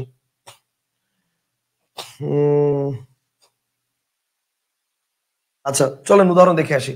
যেমন আসেন, আমি যদি বলি গাছ থেকে, খেয়াল করেন, যদি বলি এরকম যে গাছ থেকে কাঠ হয়, তো এখানে খেয়াল করেন বস্তুর নতুন রূপটা কি? কাঠ। সো কাঠ 100% এটা কর্তা, এটা নিয়ে কোনো ডাউট নাই, শেষ, সহজ কথা। এখন গাছ কি? চিন্তা করতে হবে, গাছ থেকে কাঠ ছাড়া কি আর কিছু হয়? উত্তর হচ্ছে না, গাছ থেকে কাঠ ছাড়া আর কিছুই হয় না। তো তার মানে গাছ থেকে কাঠ হয়, এখানে গাছ কি? গাছ হচ্ছে অপাদান, কারণ এক জাতীয় পণ্য উৎপাদিত হয়েছে। কিন্তু দেখেন, আমি যদি বলি যে কাঠ থেকে চেয়ার হয় বা কাঠ থেকে টেবিল হয়, তাহলে এই যে বললাম কাঠ থেকে টেবিল হয়, এখন আপনি চিন্তা করেন কাঠ থেকে কি শুধু টেবিল হয়? বলেন তো, কাঠ থেকে কি শুধু টেবিল হয়? টেবিল তো কর্তা, মানে টেবিল নতুন রূপ অল টাইম কর্তা, কিন্তু পুরাতন রূপটা একটু চিন্তা করেন, কাঠ থেকে কি শুধু টেবিল হয়? টেবিল হয়, দরজা হয়, ফ্রেম হয়, তাই না? অনেক কিছু হয়। আজকাল তো কাঠ দিয়ে মানুষ হচ্ছে মনে করেন যে এই যে মোবাইলের কভার, কলম, ঠিক আছে, অনেক কিছুরই কভার বানাচ্ছে, মানে শো পিস অনেক বানাচ্ছে। তাহলে সবকিছু তো এখন শুধুমাত্র কি কাঠ থেকে একটা জিনিসই হয়? উত্তর হচ্ছে না, কাঠ থেকে ভিন্ন জাতীয় পণ্য উৎপাদিত হয়। তো ভিন্ন জাতীয় পণ্য যদি উৎপাদিত হয় তার মানে কাঠটা কি? কাঠটা এই জায়গায় করণ কারক। কথা বুঝতে পারছেন? কাঠ এই জায়গায় কি বলেন তো? কাঠ এই জায়গায় হচ্ছে করণ কারক। কনসেপ্টটা কি ক্লিয়ার? চলেন আমরা উদাহরণ দিই, চলেন মানে আরো উদাহরণ কিছু শিখি। তাহলে কাঠ থেকে টেবিল হয়, এখানে কাঠ হচ্ছে করণ কারক। আবার যদি বলি, দেখেন আমি যদি বলি এরকম যে খেয়াল করেন তুলা থেকে সুতা হয়, খেয়াল করেন, যদি বলি তুলা থেকে সুতা হয়, তো একটু চিন্তা করেন তো, তুলা থেকে সুতা হয়, সুতা মনে করেন যে নতুন পণ্য, সো এটা হচ্ছে কর্তা, এটা নিয়ে কোনো ডাউট নাই। তুলা থেকে সুতা হয়, সুতা নতুন পণ্য, সুতা কর্তা। কিন্তু তুলা থেকে সুতা ছাড়া কি আর কিছু হয়? বলেন, তুলা থেকে কি সুতা ছাড়া কিছু হয়? উত্তর হচ্ছে না। তাহলে তুলা কি হবে? তুলা হচ্ছে অপাদান কারক। তুলা হচ্ছে কি হবে? তুলা হচ্ছে অবদান কারক। কনসেপ্ট কি ক্লিয়ার? তুলা থেকে সুতা ছাড়া আর কিছুই হয় না। এখন আসেন, যদি বলি যে সুতা থেকে কাপড় হয়, তাহলে এইবার বলেন তো সুতা থেকে কাপড় ছাড়া কি আর কিছু হয়? বলেন, সুতা থেকে কি কাপড় ছাড়া আর কিছু হয়? কাপড় হয়, কাপড় কর্তা, কাপড় নতুন, কাপড় কর্তা। এখন সুতা থেকে কাপড় ছাড়া আর কিছু হয়? উত্তর হচ্ছে না ভাই, সুতা থেকেও তো কাপড় ছাড়া আর কিছু হয় না। তার মানে এখানেও সুতাও কি? সুতাও অপাদান। সুতা থেকে কাপড় ছাড়া আর কিছু হয় না, সুতাও কি বলেন? সুতাও অপাদান। ঠিক আছে, না, সুতা থেকে কাপড় ছাড়া অন্য কিছু হয়তো, সুতা থেকে কাপড় ছাড়া অন্য কিছু হয় না, হয়তো দড়ি হয়, ঠিক আছে, কাপড় হয়। তাহলে সুতা কি? সুতা হচ্ছে করণ। সুতা হচ্ছে কি? করণ, কারণ বস্তুর রূপ পরিবর্তন করছেন। আচ্ছা, এখন আসেন, আচ্ছা ওকে, একজন বলছে স্যার তুলা দিয়ে তো বালিশ হয়। আচ্ছা, আমি এটা আরো আগে এক্সপেক্ট করছিলাম কেউ একজন বলুক যে শুধু তুলা দিয়ে কেন, তুলা দিয়ে বালিশ হয়, ল্যাপ হয়, কম্বল হয়, কোলবালিশ হয়, পুতুল হয় বিভিন্ন, ঠিক আছে, তাহলে আরো অনেক কিছু তো হয়। তাহলে তুলা থেকে, আমি যখন বললাম যে তুলা থেকে সুতা হয়, তখন আপনারা কেন এটা বলতেছেন না? এটা আমি আরো আগেই এক্সপেক্ট করতেছিলাম কেউ একজন বলুক। ইভেন আমি এখানেই এক্সপেক্ট করতেছিলাম যে গাছ থেকে কাঠ হয়, এখানে কেউ কেন বলতেছে না যে স্যার গাছ থেকে কেন শুধু কাঠ হয়, গাছ থেকে তো ফলও হয়, গাছ থেকে তো আমি ফলও পাই, গাছ থেকে আমি কাঠ পাই, গাছ থেকে আমি মানে ওটা কি বলে, গাছ থেকে আমি ফুলও পাই, তাহলে ফুল ফল এগুলো তো পাই, গাছ থেকে কি শুধু কাঠ হয়? এটা কেউ বলতেছে না কেন? এটা আমি এক্সপেক্ট করতেছিলাম। আচ্ছা এবার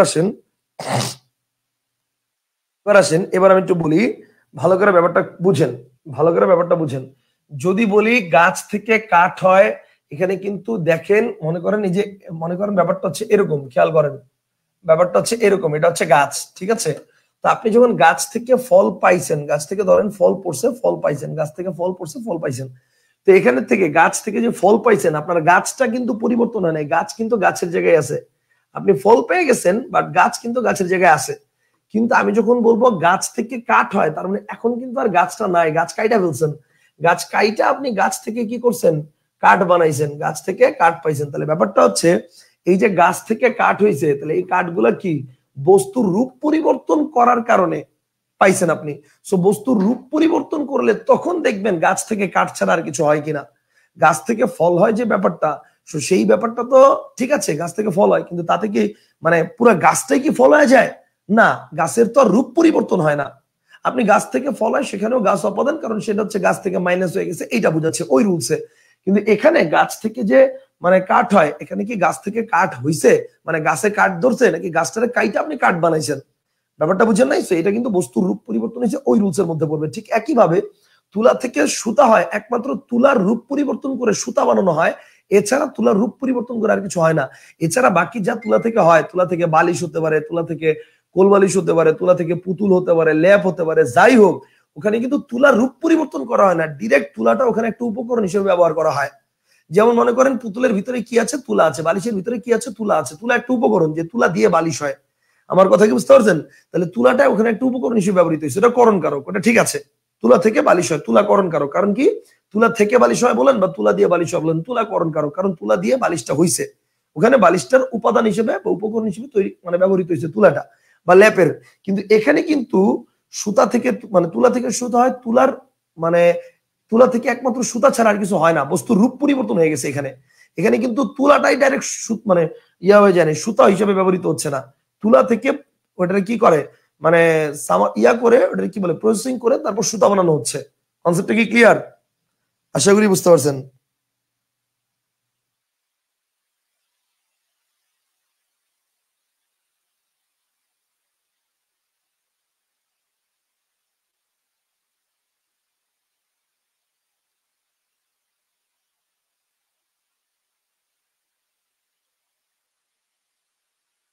আহ, সুতার রূপ কিভাবে পরিবর্তন হয়? এই যে সুতা থেকে কাপড় হয়, সুতা থেকে কাপড় হচ্ছে না, সুতা থেকে কাপড় যেমন হচ্ছে, তাহলে আলটিমেটলি সুতা থেকে তো কাপড়ও হচ্ছে, সুতা থেকে তো আপনি ইয়াও পাচ্ছেন, মানে কি বলে, দড়িও পাচ্ছেন। তাহলে সুতা থেকে দড়ি পাচ্ছেন, সুতা থেকে কাপড় হচ্ছে, সুতা থেকে কাপড় হচ্ছে, সুতা থেকে দড়ি হচ্ছে। এই ভয়েস মিলে না বলছে একজন, 1 মিনিট দাঁড়ান। ইয়াও পাচ্ছেন, মানে কি বলে, দড়িও পাচ্ছেন। ওই আমার তো মিলতেছে, মানে ওই মিলতেছে না, আমার তো মিলতেছে, এই যে চেক করলাম। সুতা থেকে সুতা থেকে তো কাপড় আছে একজন, 1 মিনিট দাঁড়ান।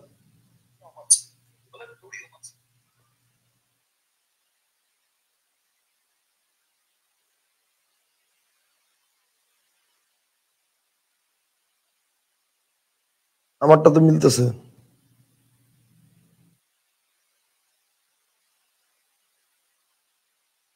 Okay fine, 1 minute. না মিললে কোনো সমস্যা নাই, 1 মিনিট একটু লাইনে থাকেন।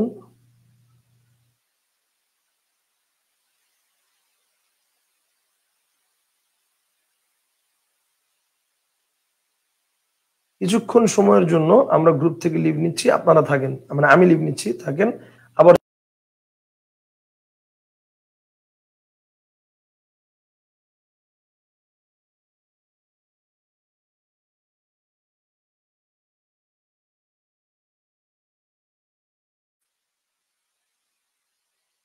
হুম, এখন একটু দেখেন তো এখন পুরো সাউন্ড ঠিক আছে কিনা।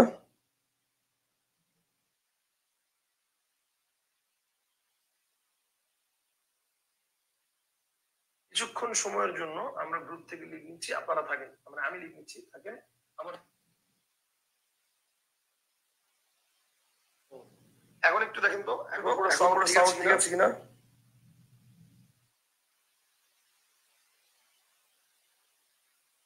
হ্যাঁ, এখন একটু আমাকে জানান, এখন একটু আমাকে জানান যে সাউন্ডটা কি ঠিক আছে কিনা, মিলে কিনা পুরো।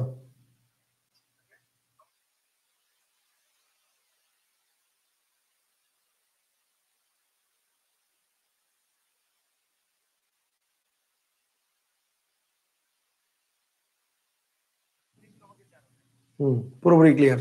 ওকে ফাইন, ঠিক আছে এখন। আচ্ছা, তাহলে ব্যাপারটা হচ্ছে গাছ থেকে কাঠ হয়, কাঠ থেকে টেবিল হয়, টেবিল থেকে তারপর হচ্ছে তুলা থেকে সুতা হয়, সুতা থেকে কাপড় হয়। আশা করি ব্যাপারগুলো ক্লিয়ার, আশা করি ব্যাপারগুলো ক্লিয়ার। আচ্ছা, একজন প্রশ্ন করছে স্যার তিলে তৈল হয়, তিলে তৈল আছে, এটা কি হবে? দুইটির কোনটা কি? আচ্ছা, তিলে তৈল হয়, তিলে তৈল আছে, দুইটার কোনটা কি? খেয়াল করেন, যদি বলি তিলে তিলে তৈল হয়, তাহলে এই যে বললাম তিলে তৈল হয়, তার মানে এই তৈলটা হইতেছে কোথার থেকে? তিল থেকে। তাহলে তিল থেকে তৈলটা কি হয়ে যাচ্ছে? মাইনাস হয়ে যাচ্ছে। সো তিলটা হচ্ছে এখানে অপদান কারক, তিলটা কি অপদান কারক।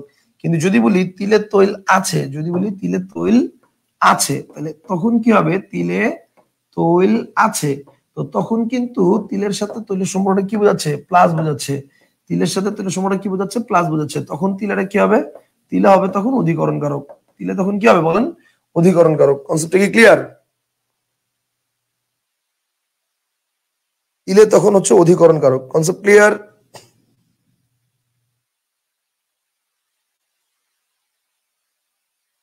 পারিয়া বলছে স্যার বইয়ের সুতা অপদান দেওয়া, সুতা অপদান দেওয়া।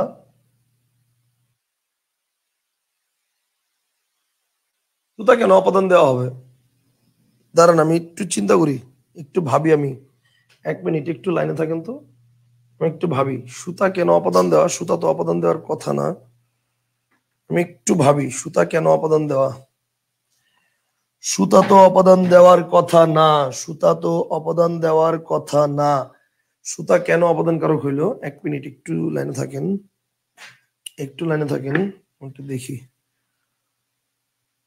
কারক 317, 317 কারক, কর্মকারক, অপদান।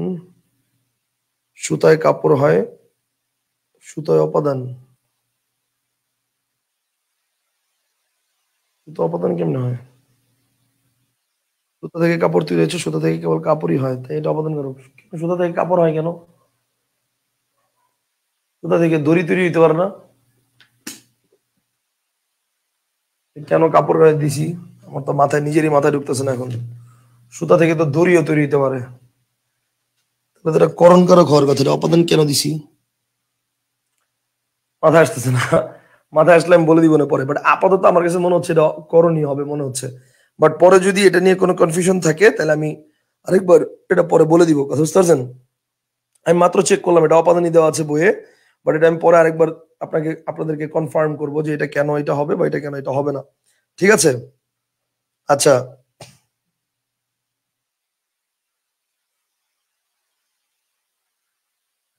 মুত্তাসির আরাফাত বলছে স্যার সুতা থেকে দড়ি তো ওইভাবে হয় না।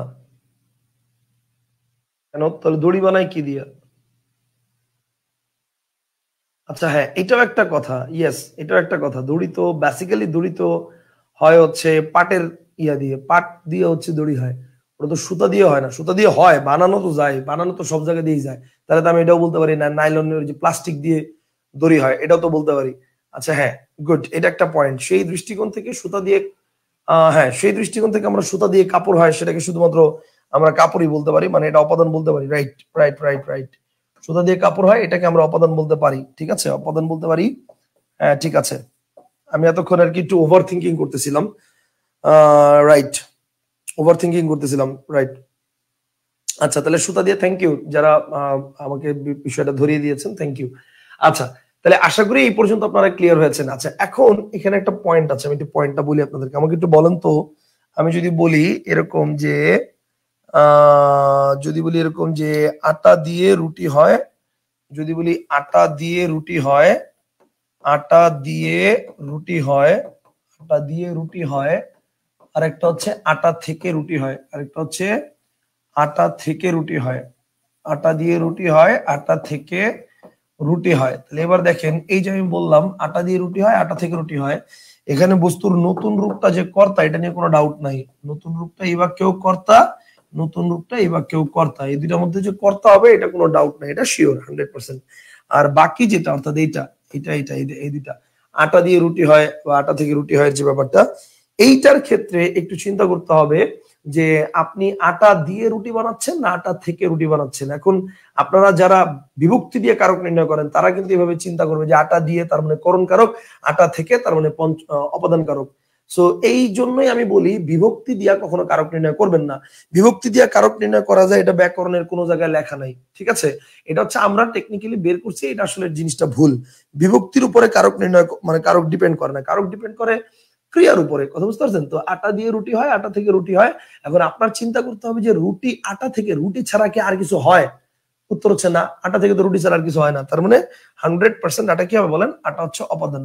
এই ক্ষেত্রেও আটা অপাদান, এই ক্ষেত্রেও আটা অপাদান। ফ্যাক্টটা হচ্ছে এটা। কথা বুঝতে পারছেন? হ্যাঁ, এই বাক্যে থেকে বিভক্তি আছে, তার মানে এটা অপাদানে পঞ্চমী। আর এই বাক্যে দিয়ে বিভক্তি আছে, তার মানে এটা অপাদানে তৃতীয়া। এই হচ্ছে ডিফারেন্স। বিভক্তির কারণে বিভক্তি চেঞ্জ হবে, কিন্তু কারক কখনো চেঞ্জ হবে না। এ বাক্যেও আটা দিয়ে রুটি হয়, এ বাক্যেও আটা থেকে রুটি হয়, এটা অপাদানে তৃতীয়া, এটা অপাদানে পঞ্চমী। কনসেপ্টটা কি ক্লিয়ার? হ্যাঁ, এখন প্রশ্ন হচ্ছে স্যার আটা থেকে কি আর কিছু হয় না? এখন প্রশ্ন হচ্ছে স্যার আটা থেকে কি কোন প্রশ্ন হয় না? স্যার বিভক্তি দিয়ে প্রশ্ন আসলে কোন কারকে কোন বিভক্তি, কি উত্তর দিব? বিভক্তিগুলো শিখবেন তাহলেই তো হয়, এটা বিভক্তিগুলো শিখে নেবেন তাহলেই তো হয়। বিভক্তি দিয়ে পড়াচ্ছি, একটু পরে পড়াই দিচ্ছি, দেখেন একটু একটু পরে পড়াই দিচ্ছি, দেখেন বিভক্তির ব্যাপারটা। তাহলে এই যে দেখেন আটা থেকে রুটি হয়, এখন দেখেন এই যে আটা থেকে রুটি হয়, এটা হচ্ছে অপাদানে পঞ্চমী, আর অপাদানে এটা তৃতীয়া। কথা বুঝতে পারছেন? এটা হচ্ছে তৃতীয়া।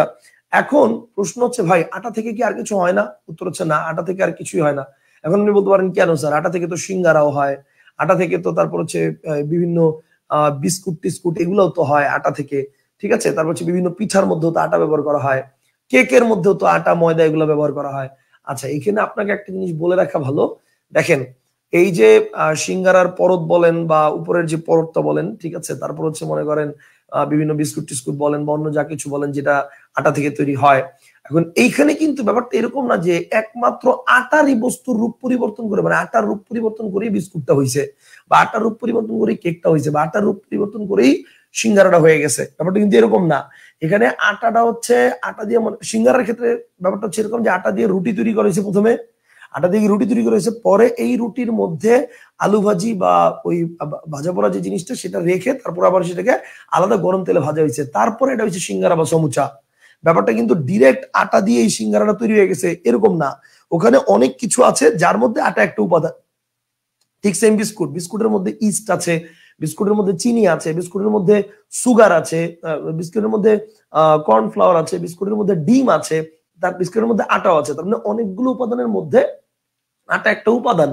আমার কথা কি বুঝতে পারছেন? তার মানে আটা দিয়ে বিস্কুট হয়েছে বা আটা দিয়ে কেক হয়েছে ব্যাপারটা এরকম না, ঠিক আছে? কেক বা আটা তৈরি করার জন্য অনেকগুলো উপাদান লাগে, সেই উপাদানগুলোর মধ্যে আটাও একটা উপাদান। কিন্তু আটা থেকে রুটি হয়, এখানে ভাই দেখেন রুটিতে আর কিছুই লাগে না, আটাই যথেষ্ট। আমার কথা বুঝতে পারছেন? ব্যাপারটা হচ্ছে এইটা।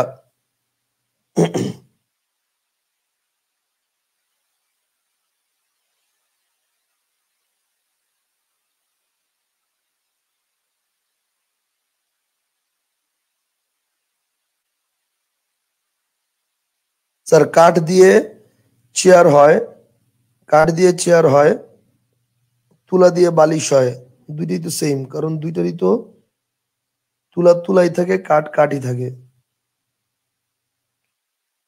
সেজন্যই তো বললাম যে করণ কারক, সেজন্য তো দুইটি করণ কারক, সেই জন্য তো দুইটি করণ কারক দিবেন। কথা বুঝতে পারছেন? তুলা তুলাই থাকে, কাঠ কাঠই থাকে।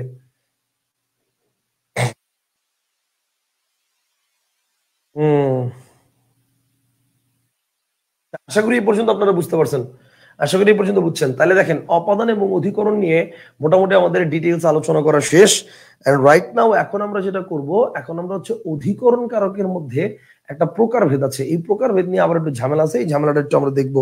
কথা বুঝতে পারছেন? অধিকরণ কারকের এটা একটু আমরা ক্লিয়ার করে নিই, আসেন। ব্যাপারটা হচ্ছে স্যার রুটিতে তো লবণ লাগে, দূর। রুটিতে তো মনে করেন লবণ দেন নাই, তো তাতে কি হয়েছে? রুটিতে লবণ না দিলে রুটি হইব না? বাদ দেন। Okay fine. তুলা অপাদান বলছেন।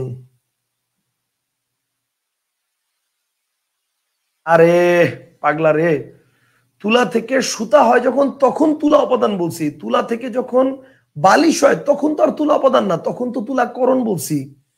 বুঝেন নাই সাব্বির ভাই, সরি আরিফুল রাইহান? তুলা থেকে যখন কাপড় হয় বা সুতা হয় তখন তুলা উপাদান, কারণ বস্তুর রূপ পরিবর্তন হয়েছে। তখন তো আর তুলা তুলাই নাই। তুলা কি তুলা আছে? সুতার মধ্যে তুলা আছে নাই। কিন্তু তুলা থেকে যখন বালিশ হয়েছে তখন বালিশের মধ্যে তো তুলা তুলাই আছে, তখন তুলাকরণ। কথা বুঝতে পারছেন? Okay fine. ওকে, আশা করি বুঝছেন। স্যার আটা দিয়ে তো হালুয়াও হয়, ফয়সাল বলছে। ইয়া আল্লাহ, আটা থেকে আটা দিয়ে হালুয়া হয় ঠিক আছে, কিন্তু আটা থেকে ভাই হালুয়া তৈরি করার জন্য তো আটার সাথে মনে করেন যে সুইট মানে চিনি দেওয়া হয়, ঠিক আছে। তারপর হচ্ছে মনে করেন গাজর হালুয়াতে মনে করেন গাজর দেওয়া হয়, ঠিক আছে। তারপর হচ্ছে মনে করেন অন্যান্য আরো উপাদান বা অন্যান্য আরো অনেক কিছু থাকে সেইখানে। মনে করেন যে শুধুমাত্র হালুয়া তৈরিতে একমাত্র আটাই ব্যবহৃত হয় বা একমাত্র ময়দাই ব্যবহৃত হয় এরকম না। কথা বুঝতে পারছেন? আর আমার যতটুকু জানি আটা থেকে হালুয়া তৈরি হয় না। ওটা মানে আমি যতটুকু জানি সেটার জন্য ময়দা ব্যবহৃত হয়, আটা না। কথা বুঝতে পারছেন? Okay fine. আচ্ছা যাই হোক, এই পর্যন্ত আমরা বুঝছি। এবার আমরা একটু অধিকরণ কারকটা নিয়ে আলোচনা করি। আসেন অধিকরণ কারক, অধিকরণ কারক। আসেন অধিকরণ কারক জিনিসটা কি আমরা একটু দেখি। অধিকরণ কারক জিনিসটা কি আমরা একটু দেখি। আসেন অধিকরণ কারকের ব্যাপারটা কি, অধিকরণ কারকের ব্যাপারটা কি আমরা একটু ক্লিয়ার হই। ব্যাপারটা হচ্ছে অধিকরণ কারক জিনিস কি এটা তো আমরা বুঝছি। এখন জাস্ট আমি আপনাকে একটা বেসিক দেখাবো। সেটা হচ্ছে অধিকরণ কারক, এটা হচ্ছে তিন প্রকার। একটা হচ্ছে কালাধিকরণ, একটা হচ্ছে কি বলেন, একটা হচ্ছে কালাধিকরণ। এখন একটা হচ্ছে কালাধিকরণ, একটা হচ্ছে আধারাধিকরণ, একটা হচ্ছে আধারকরণ, একটা কালাধিকরণ একটা আধারাধিকরণ, আর আরেকটা হচ্ছে ভাবাধিকরণ, ভাবাধিকরণ, ঠিক আছে। তো কালাধিকরণ যেটা, এটা হচ্ছে মনে করেন সিম্পল বিষয়, সময় সংক্রান্ত যে অধিকরণগুলো আছে সেটা, এটা হচ্ছে সময় সংক্রান্ত যে অধিকরণগুলো আছে সেটা হচ্ছে কালাধিকরণ, ঠিক আছে। কালাধিকরণ সময় সংক্রান্ত। আধারাধিকরণ এটা হচ্ছে স্থান সম্পর্কিত যে অধিকরণ কারকগুলো আছে সেটা হচ্ছে আধারাধিকরণ। স্থান সম্পর্কিত যে অধিকরণ কারকগুলো আছে সেটা হচ্ছে আধারাধিকরণ। আর ভাবাধিকরণ এটা হচ্ছে মনে করেন ভাব, ঠিক আছে। এটা হচ্ছে ভাব, ভাব সম্পর্কিত, এবং এই জন্য এটাকে এর মধ্যে সবসময় সপ্তমী বিভক্তি বসে, এবং এই জন্য এটাকে বলা হয় ভাবের সপ্তমী। এটাকে কি বলা হয় বলেন? ভাবের সপ্তমী, ঠিক আছে। এখন দেখেন এই যে আধারাধিকরণ, এইটা আবার তিন প্রকার। এই আধারাধিকরণ এটা আবার কয় প্রকার বলেন? এইটা আবার তিন প্রকার। তিন প্রকার কি কি? একটা হচ্ছে ঐকদেশিক, একটা কি বলেন, একটা হচ্ছে ঐকদেশিক, ঐকদেশিক, একটা হচ্ছে অভিব্যাপক, একটা হচ্ছে অভিব্যাপক, একটা হচ্ছে ঐকদেশিক, একটা হচ্ছে অভিব্যাপক। ওকে, একটা হচ্ছে অভিব্যাপক, ঐকদেশিক, অভিব্যাপক, আর আরেকটা হচ্ছে বৈষয়িক, আর আরেকটা হচ্ছে বৈষয়িক।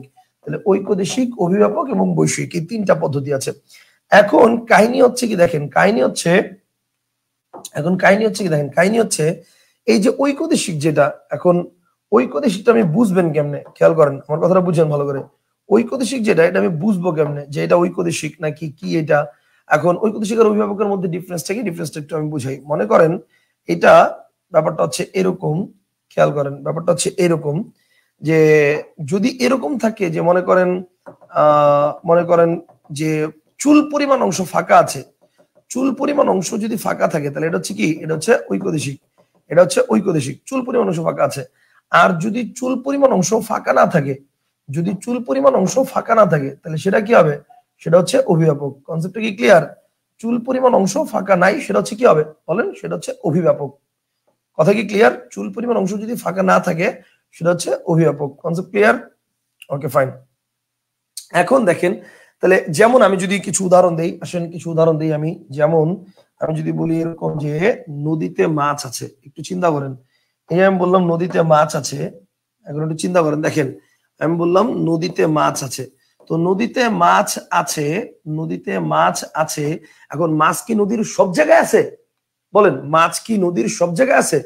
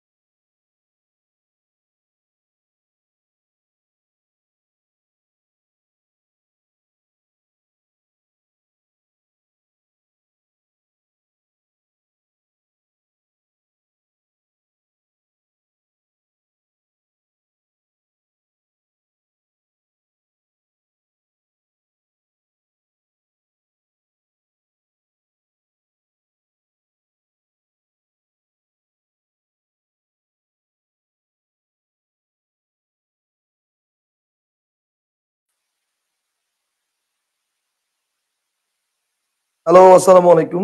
আচ্ছা, দুঃখিত, হঠাৎ করে ল্যাপটপের চার্জ শেষ হয়ে গেছিল। তো ল্যাপটপের চার্জ শেষ হয়ে গেছিল বিধায় চলে গেছিলাম। আচ্ছা, মানে অফ হয়ে গেছিল। অফ হয়ে গেছিল, এখন আবার মানে করছি, ল্যাপটপে চার্জ দিয়ে আবার জয়েন করছি। আচ্ছা, এখন দেখেন, তাহলে নদীতে মাছ আছে, নদীতে মাছ কি একদম সব জায়গায় আছে? উত্তর হচ্ছে না, নদীতে মাছ সব জায়গায় নাই। তাহলে এটা কি হবে? এটা হচ্ছে ঐকদেশিক অধিকরণ। কিন্তু আমি যদি বলি নদীতে পানি আছে, যদি বলি নদীতে পানি আছে, তাহলে নদীতে পানি আছে যে বললাম, এখন এই ক্ষেত্রে কি নদীর পানিটা মনে করেন এখানে আছে ওখানে নাই, ওখানে আছে এখানে নাই, এরকম নাকি সব জায়গায় আছে? সব জায়গায় আছে। তাহলে এটা কি হবে? এটা হচ্ছে অভিভাবক।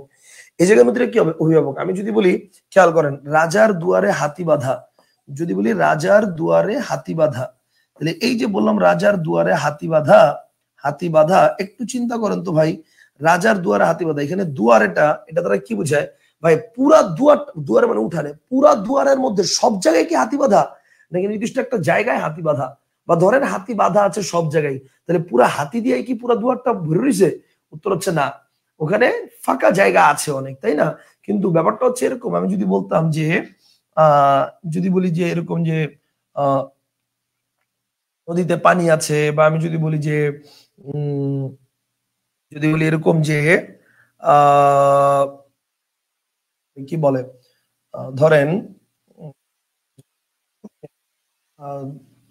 বাবা শুনে না, ধরে যদি বলি মনে করেন আকাশে মেঘ আছে, এই যে বললাম আকাশে মেঘ আছে, তাহলে এই যে দেখেন আকাশে মেঘ আছে, তাহলে আকাশে মেঘ কি সব জায়গায় আছে না? বলেন, আকাশে মেঘ কি সব জায়গায় আছে না? ব্যাপারটা হচ্ছে মেঘ কিন্তু সব জায়গায় আছে। এখন আবার বললেন না না স্যার, আকাশে তো মেঘ সব জায়গায় নাই, কিছু জায়গায় আছে কিছু জায়গায় নাই। এটা কিন্তু ভুল। আকাশে মেঘ সব জায়গায় আছে। হ্যাঁ, আমরা কিছু মেঘের কিছু ফর্ম আমরা দেখতে পাই, যেটা বেশি ঘনীভূত হয়, ওটা আমরা দেখতে পাই। কিছু ফর্ম আমরা দেখতে পাই না, সেটা ঘনীভূত হয় না, সে কারণে। কিন্তু ব্যাপারটা এরকম না যে আকাশে মেঘ নাই, মেঘ সব জায়গায় আছে। বুঝতে পারছেন? আচ্ছা, আচ্ছা, ওকে। মনের মাঝে তুমি আছো, তাহলে মনের মাঝে কি সব জায়গায় তুমি আছো? এটা একজন বলছে স্যার অভিভাবক। এটা ডিপেন্ড করে ভাই, যে আপনার মনে কি আপনি তারাই রাখছেন না তার সাথে আরো অন্য কাউরে রাখছেন, এটা তার উপরে ডিপেন্ড করে যে মনের মাঝে তুমি আছো, এখন এটা কি অভিভাবক নাকি ঐকদেশিক, এটা একান্তই আপনার উপর ডিপেন্ড করে। আপনি চাইলে এটাকে ঐকদেশিক, চাইলে এটাকে অভিভাবক, দুইটা ইচ্ছা, আপনি বলতে পারেন, আপনি আপনার মতো করে বলতে পারেন। কথা বুঝতে পারছেন? ওকে, ফাইন।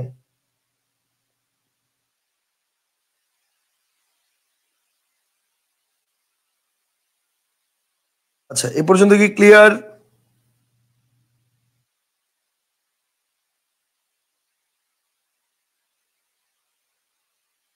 ওকে, ফাইন। এ পর্যন্ত কি ক্লিয়ার?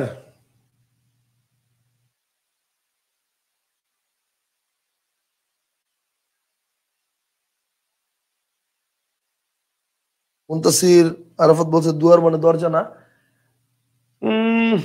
অ্যাকচুয়ালি আমরা দুয়ার বলতে মানে দ্বার যেটাকে বলি, দ্বার বলতে হচ্ছে হিন্দি থেকে তো আসছে ওয়ার্ডটা, দরজাই ঠিক আছে, দরজাই বেশি প্রেফারেবল, কিন্তু বাংলাদেশের প্রেক্ষাপটে দুয়ার দ্বারা উঠানটাকে উঠানটাকে বেশি বোঝানো হয় আর কি। ঠিক আছে, দুয়ারে কে দাঁড়িয়ে আছে, মানে দরজায় কে দাঁড়িয়ে আছে, এটাই পারফেক্ট, এটাই সত্য, এটাই সঠিক। কিন্তু আমরা উঠান হিসেবে বেশি ব্যবহার করি। ঠিক আছে, এই এই এই জন্য কথায় কথায় বলে ফেলছিলাম উঠান আর কি। আচ্ছা, আশা করি ক্লিয়ার। আচ্ছা, এবার দেখেন, তাহলে এই পর্যন্ত আশা করি ক্লিয়ার, ঐকদেশিক আর অভিভাবক। আচ্ছা, তাহলে এবার আমি একটা উদাহরণ দিয়ে দেখি আপনারা পারেন কিনা, বলেন তো, আমাকে বলেন তো, আকাশে, একটু খেয়াল করেন, এটা যদি পারেন, এটা যদি পারেন নগদ 20 টাকা ফ্লেক্সিলোড, এটা যদি পারেন নগদ 20 টাকা ফ্লেক্সিলোড। কথা বুঝতে পারছেন? ওকে, ফাইন। আকাশে, আকাশে চাঁদ আছে, আকাশে চাঁদ আছে, বলেন আকাশে চাঁদ আছে, ঠান্ডা মাথায় বলবেন, কোন কারক? আকাশের চাঁদ আছে।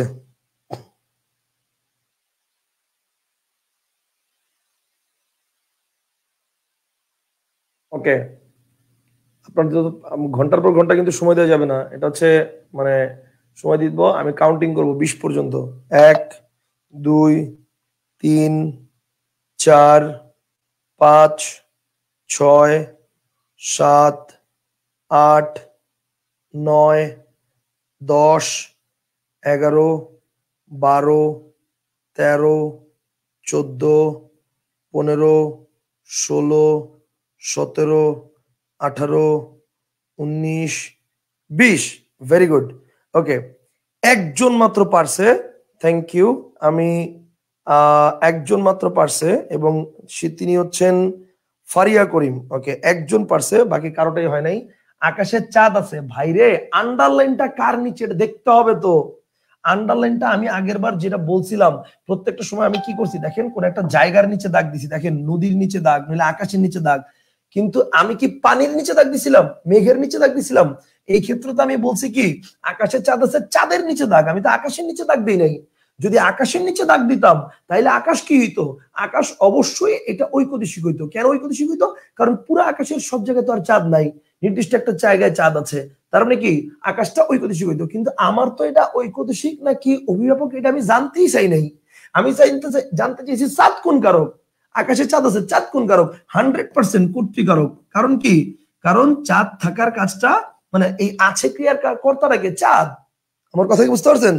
100% কর্তৃকারক। কনসেপ্টটা কি ক্লিয়ার? ওকে, এবার ফারিয়া করিম, তোমার নাম্বারটা হচ্ছে আমাকে ইনবক্সে এখনই দাও। হ্যাঁ, আচ্ছা। মুনতাসির আহমদ বলছে ভাই আমি তো দাগ খেয়ালি করিনি, এটাই তো প্যাচ, পরীক্ষার হলে তো এগুলাই হয়, বুঝছেন? তোমার নাম্বারটা ইনবক্সে এখনই দাও আমাকে, এক্ষুনি, নগদ নগদ, এক্ষুনি ইনবক্সে তোমার নাম্বারটা দাও আমাকে।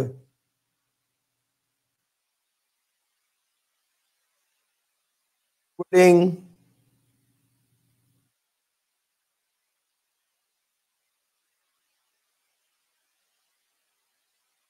ওকে, থ্যাংক ইউ। ওয়েট। ওকে,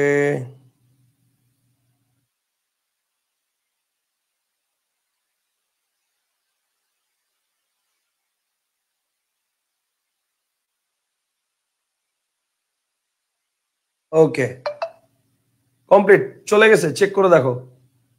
ওকে, চলে গেছে, চেক করে দেখো। হ্যাঁ, mobile recharge request has failed. কেন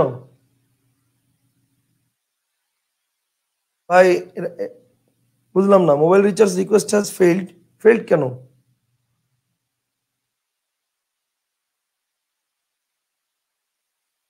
আমি তো জানি না, মাত্র তো বিকাশে দিলাম। এখানে তো মোবাইল রিচার্জ অনুরোধের টাকা আপনার বর্তমান ব্যালেন্সে ফেরত দেওয়া হয়েছে, কেন?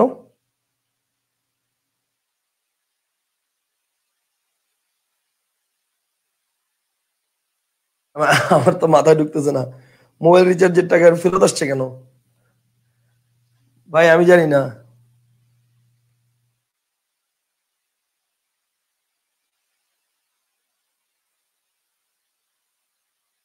দাঁড়ান, ওয়েট। হ্যালো, সালাম আলাইকুম। আচ্ছা, আমি ক্লাসে শেষ করতেছি। হুম হুম হুম। বাহ।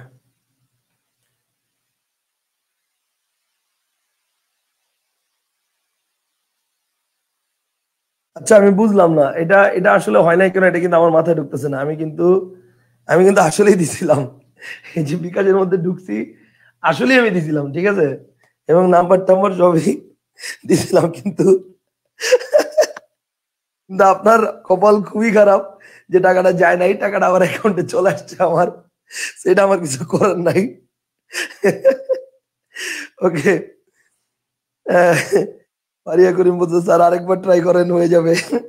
আচ্ছা, ওকে যান, আপনি বলছেন আপনারটা রিকোয়েস্ট রাখা যায়, চেষ্টা করে দেখি। মোবাইল রিচার্জ, মোবাইল রিচার্জ হবে না কেন, এটি তো বুঝলাম না।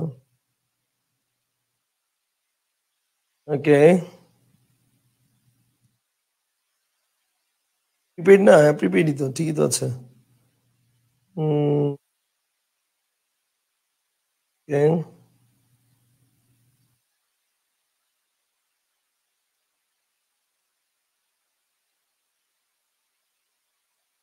এই যে আবার এসএমএস, আপনার মোবাইল রিচার্জের অনুরোধের টাকা আপনার বর্তমান ব্যালেন্সে ফেরত দেওয়া হয়েছে, ঠিক আছে, আপনার মোবাইল রিচার্জ রিকোয়েস্ট ব্যর্থ হয়েছে, এই যে দেখেন, মোবাইল রিচার্জ রিকোয়েস্ট ব্যর্থ হয়েছে। আমি জানি না এটা আপনারা দেখতে পারবেন না, এই যে দেখেন, দেখছেন, আপনার নাম্বারই দেওয়া, ঠিক আছে, ব্যর্থ হয়েছে।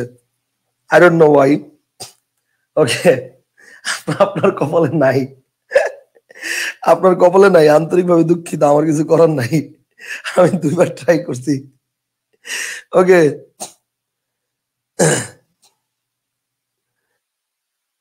কি করার, আর কি আর করার, আসেন আমরা পড়ায় যাই, কি আর করার, আমি তো আসলে চাইছিলাম, এখন যে হইলো না, আমার তো আর কি আর করার, কিছু করার নাই, থাক। ওকে, আসেন চলে যাই আমরা। ওকে, চারিয়ার সৈকত বলছে স্যার 10 টাকাও তো সেন্ড করা যায়, আপনি রিচার্জ না করে সেন্ড করেন কেন? আমি সেন্ড করবো কেন? আমি তো বলছিলাম আমি রিচার্জ করে দিব, আমি তো বলছিলাম আমি রিচার্জ করে দিব, আমি সেন্ড মানি কেন করবো? আমি তো বলছিলাম আমি রিচার্জ করে দিব, আমি সেন্ড মানি কেন করবো? আমি তো বলিনি আমি সেন্ড করবো। ওকে, ওকে, এবার আসেন, এক বালতি সমবেদনা আপনার জন্য, এক বালতি গভীর সমবেদনা।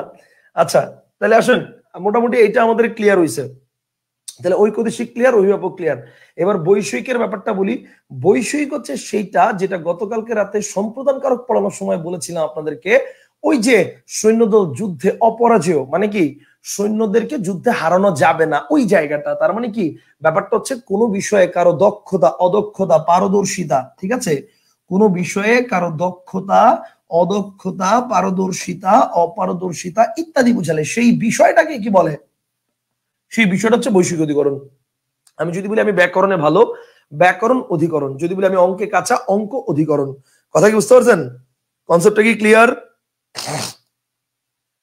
পারিয়া করে বলছে স্যার আমার জন্য দোয়া করে দেন, হ্যাঁ ইনশাল্লাহ, অনেক অনেক দোয়া।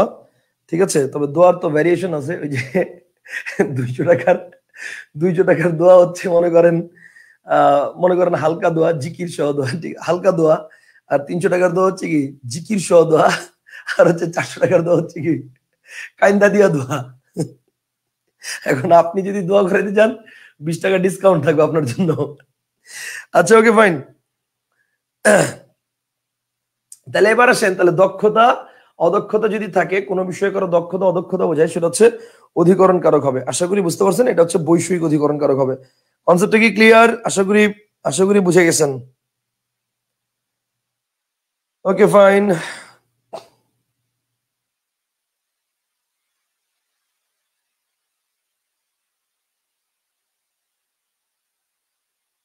সাব্বির কায়ুম বলছে এটা অধিকরণ কারক কেন হলো না কেন? ভাই কোনটা অধিকরণ কারক হয় না? এই যে এটা আকাশে চাঁদ আছে, অধিকরণ কারক হবে না কেন? আপনি যদি আকাশের নিচে দাগ দেন এটা অধিকরণই হবে, চাঁদের নিচে দাগ দিলে তো আর অধিকরণ হবে না। কথা বুঝে নাই? এটা তো ডিপেন্ড করে, যেমন আমি বাসায় আছি, এখন যদি বাসায় নিচে দাগ থাকে তাহলে সেটা অধিকরণ হবে, এখন যদি আমি নিচে দাগ দেন তাহলে কি অধিকরণ হবে? আমি তো কর্তা। কথা বুঝেন নাই? এরকম। সো কার নিচে দাগ দেওয়া এটা তো বুঝতে হবে। কথা কি ক্লিয়ার? আচ্ছা,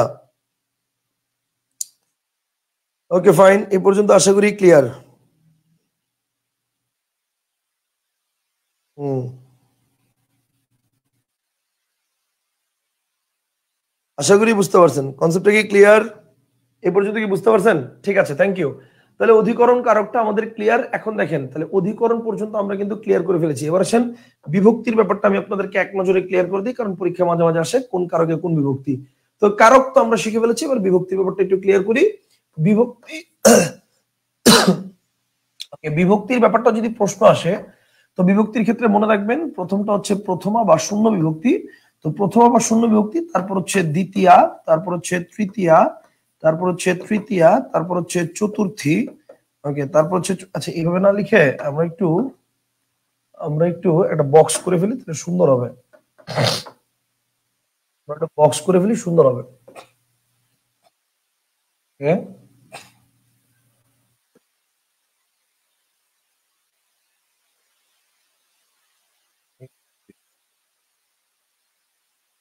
ওকে,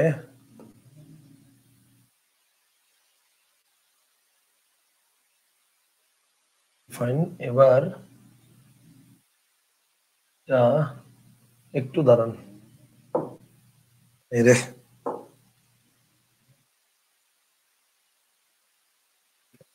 এটা 2,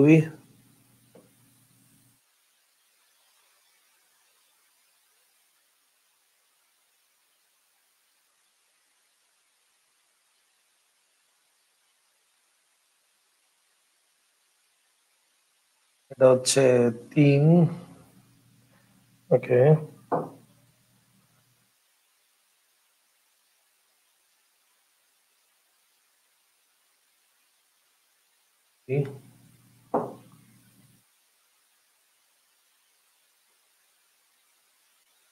প্রথমা, প্রথমা, দ্বিতীয়া, তৃতীয়া,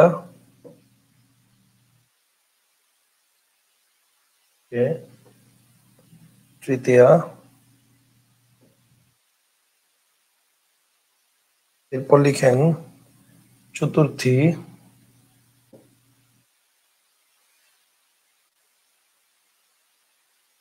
চতুর্থী। ভাই এই বক্স করার চেয়ে তো না করে ভালো ছিল, এই বক্স করতে করতে তো আমার টাইম যেতেছে সব। 1 2 3 4 চতুর্থী, পঞ্চমী, তারপর হচ্ছে পঞ্চমী বললাম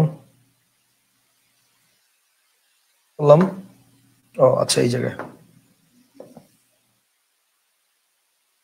হুম,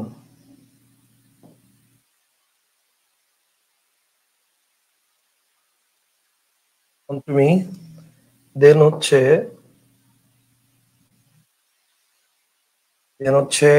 ষষ্ঠী,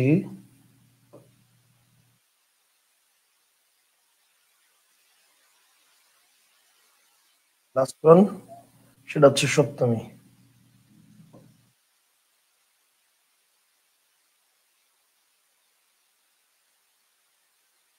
ওকে, যাক শেষ পর্যন্ত পারছি, শেষ করতে পারছি। ওকে, তাহলে এবার আসেন, এবার হচ্ছে ইয়াটা দিয়ে নিই।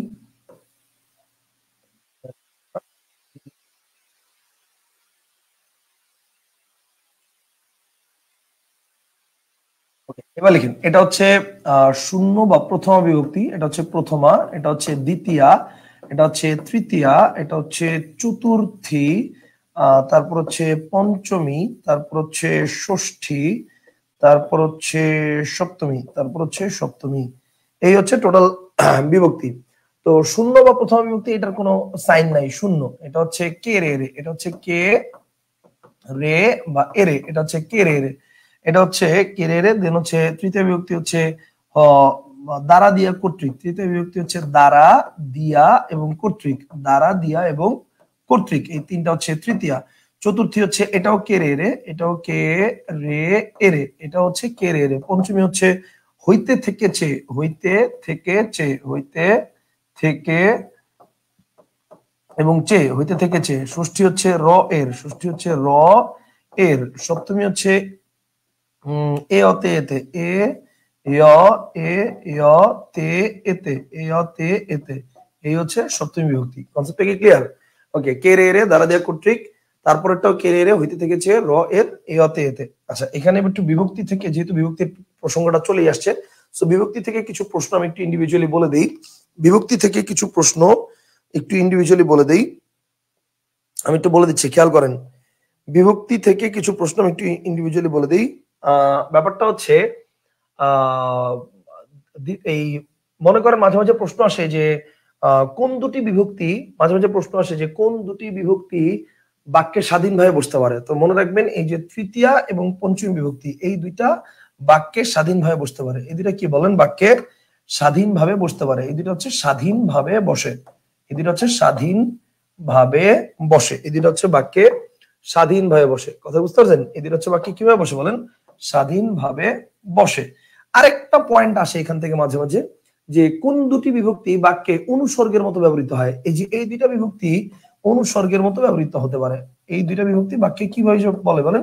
অনুসর্গের মতো ব্যবহৃত হতে পারে, কিন্তু বাকিগুলো কিন্তু শব্দের সাথে যুক্ত হয়ে বসে। তো বাকিগুলো যেহেতু শব্দের সাথে যুক্ত হয়ে বসে, এই জন্য এটা মিলবে না, কিন্তু এগুলো হচ্ছে বিভক্তি যুক্ত হয়ে বসে, স্বাধীন হয়ে বসে বিধায় এটা অনুসর্গের মতো ব্যবহৃত হয়। এখন আরেকটা জায়গায় প্যাচ আছে আপনার, সেটা মনে হতে পারে, সেটা হচ্ছে ভাইয়া এই যে দ্বিতীয় এবং চতুর্থী, এই দুটো তো সেম। এই যে দ্বিতীয়া এবং চতুর্থী, এই দুটো তো সেম। এটাও কে রে রে, এটাও কে রে রে। তাহলে এই দুইটার মধ্যে ডিফারেন্সটা কি? ওকে, এই দুইটার মধ্যে ডিফারেন্সটা হচ্ছে যখন এই কে রে রে দিয়ে জন্য বা নিমিত্ত বুঝাবে, তখন সেটা কি হবে ভাই? যখন এই কে রে রে দিয়া, কোনটা দিয়ে? এই কে রে রে এটা দিয়ে, খেয়াল করেন, এই কে রে রে দিয়ে জন্য বা নিমিত্ত বুঝাবে, জন্য বা নিমিত্ত বুঝাবে, তখন সেটা কি? তখন সেটা চতুর্থ। এছাড়া অন্য জায়গায় দ্বিতীয়া। যেমন যেমন দেখেন, আমি আপনাকে একটা উদাহরণ দিয়ে বুঝাই জিনিসটা। ধরেন আপনাকে বললাম এরকম যে তোমাকে, ধরেন বললাম যে তোমাকে এই বইটি দিলাম, তোমাকে এই বইটি দিলাম। তাহলে এবার চিন্তা করেন তো, এই জায়গায় এই যে তোমাকে, এটা কোন বিভক্তি, কোন কারক, এটা চিন্তা করেন না, কোন বিভক্তি চিন্তা করেন। তোমাকে এই বইটি দিলাম, তার মানে এটা কোন বিভক্তি? তার মানে কি বইটা তোমার জন্য, এরকম বোঝাচ্ছে না? বলেন, এই যে তোমাকে এই বইটি দিলাম, এখানে বইটা তোমার জন্য, এটা বোঝাচ্ছে না? এটা বোঝাচ্ছে।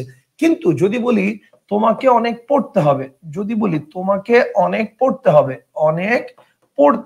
তোমাকে অনেক পড়তে হবে, এই বাক্যে কি এই তোমাকে দ্বারা জন্য নিমিত্ত বুঝায়? বুঝায় না। তার মানে এখানে এটা কি বলেন, এটা হচ্ছে দ্বিতীয় বিভক্তি। কিন্তু এখানে এটা কি, এটা হচ্ছে চতুর্থী বিভক্তি। আমার কথা কি বুঝতে পারছেন? বলেন, আমার কথা কি ক্লিয়ার? যখন কে রে রে দিয়ে জন্য নিমিত্ত বোঝাবে তখন চতুর্থী, কে রে রে দিয়ে জন্য নিমিত্ত না বোঝালে সেটা হচ্ছে দ্বিতীয়া। কনসেপ্টটা কি ক্লিয়ার?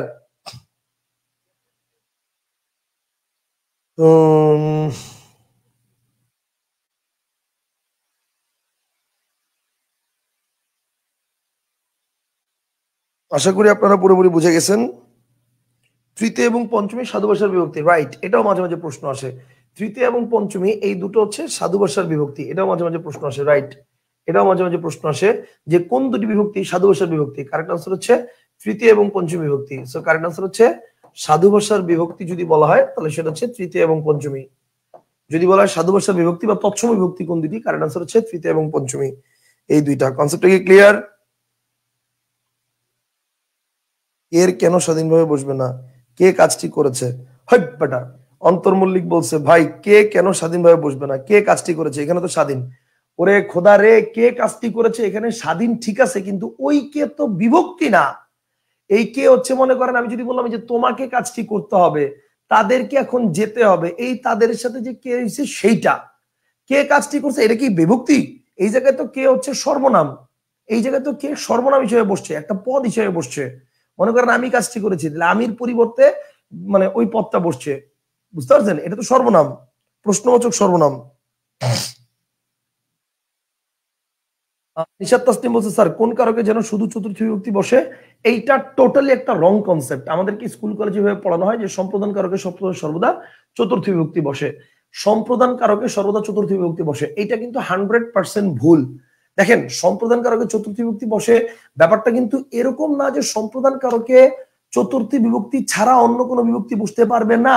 যেমন দেখেন, গতকালকে আমি বলছি না অন্ধ জনে দেহ আলো, তাহলে অন্ধ জনে এ আছে, তাহলে সম্প্রদান কারক ছিল না, এটা সম্প্রদান কারকের সপ্তমী বিভক্তি হয় নাই, হয়েছে তো, তাহলে সম্প্রদান কারকের চতুর্থী বিভক্তি বসে, এটা কি রাইট? নো। সম্প্রদান কারকের চতুর্থ মানে শুধু চতুর্থী বিভক্তি বসে, এটা রাইট না।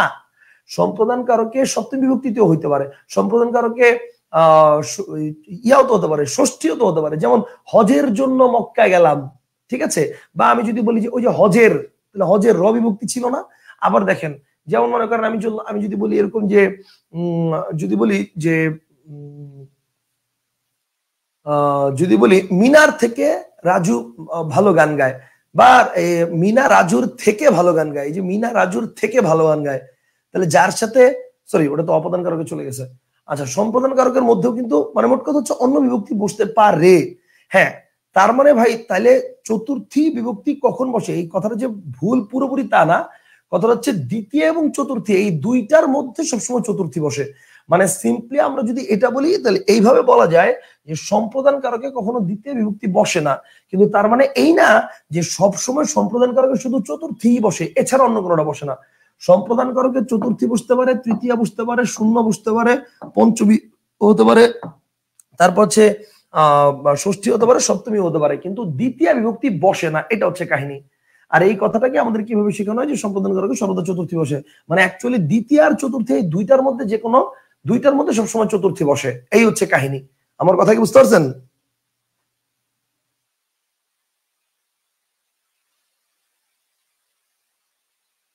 আশা করি ক্লিয়ার। মুনতাসির আরাফাত বলছে স্যার রবীন্দ্রনাথ কেন সম্প্রদান কারক বাদ দিয়েছেন সেই কারণটা একটু জানেন? ভাই বিশ্বাস করেন আমি জানি না, আমারে বলে নাই রবীন্দ্রনাথ কেন যে এটা বিভক্তি বাদ দিচ্ছে, মানে সম্প্রদান কারক বাদ দিচ্ছে, আমারে বলে যায় নাই ভাই, বিশ্বাস করেন। তবে এটা জানি যে এই ব্যাটা সব জায়গায় ঝামেলা লাগাইছে, রবীন্দ্রনাথ কারক, রবীন্দ্রনাথ যে কেন এটা বাদ দিছে এটা ভাই বিশ্বাস করেন আমি জানি না। তবে তবে উনি ভাই সব জায়গার মধ্যে ঝামেলা লাগাইছে, সব জায়গার মধ্যে উনি বাবার ঢুকাইছে। এই যে সমাজের মধ্যে উনি বলছে যে আমি এই সমাজের অস্তিত্ব বিশ্বাস করি না, উনি দ্বিগু সমাজের অস্তিত্ব বিশ্বাস করতেন না, কর্মধারের অস্তিত্ব উনি বিশ্বাস করতেন না। এখন কেন যে করতেন না আল্লাহ মাবুদ জানে, বাইসে থাকলে আমি জিজ্ঞেস করতাম অবশ্য, বুঝতে পারছেন? কিন্তু আসলে মানে এক একজন ভাষাবিজ্ঞানী তাদের মতো করে মানে তারা মনে করেন যে এটা দরকার নেই, এটার কাজ অন্যটা দিয়ে করা যায়। তো রবীন্দ্রনাথ হয়তো মনে করছে যে সম্পাদনকারক অস্তিত্বের দরকার নেই, সম্পাদনকারকের কাজটা কর্মকারক দিয়ে করা যায়, এই জন্য সম্পাদনকারকের দরকার নাই। এটা হচ্ছে রবীন্দ্রনাথের মতামত। কথা কি বুঝতে পারছেন?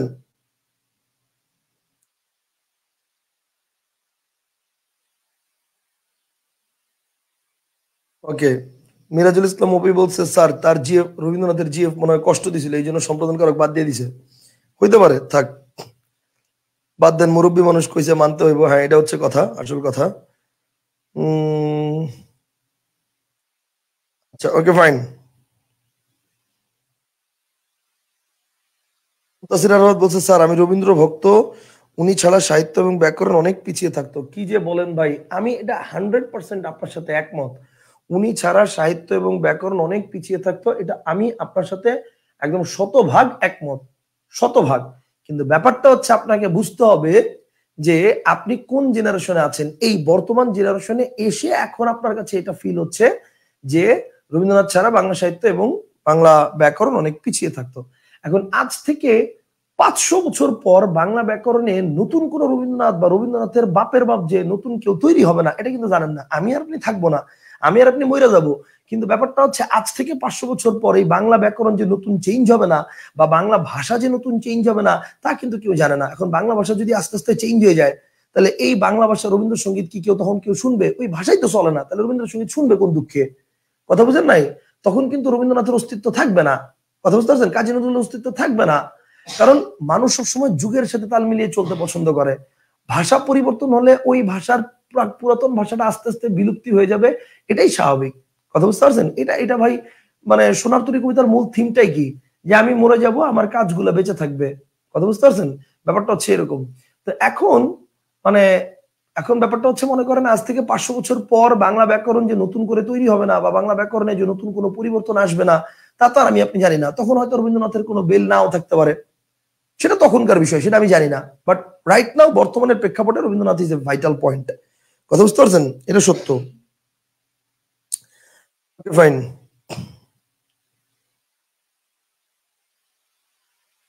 ওকে,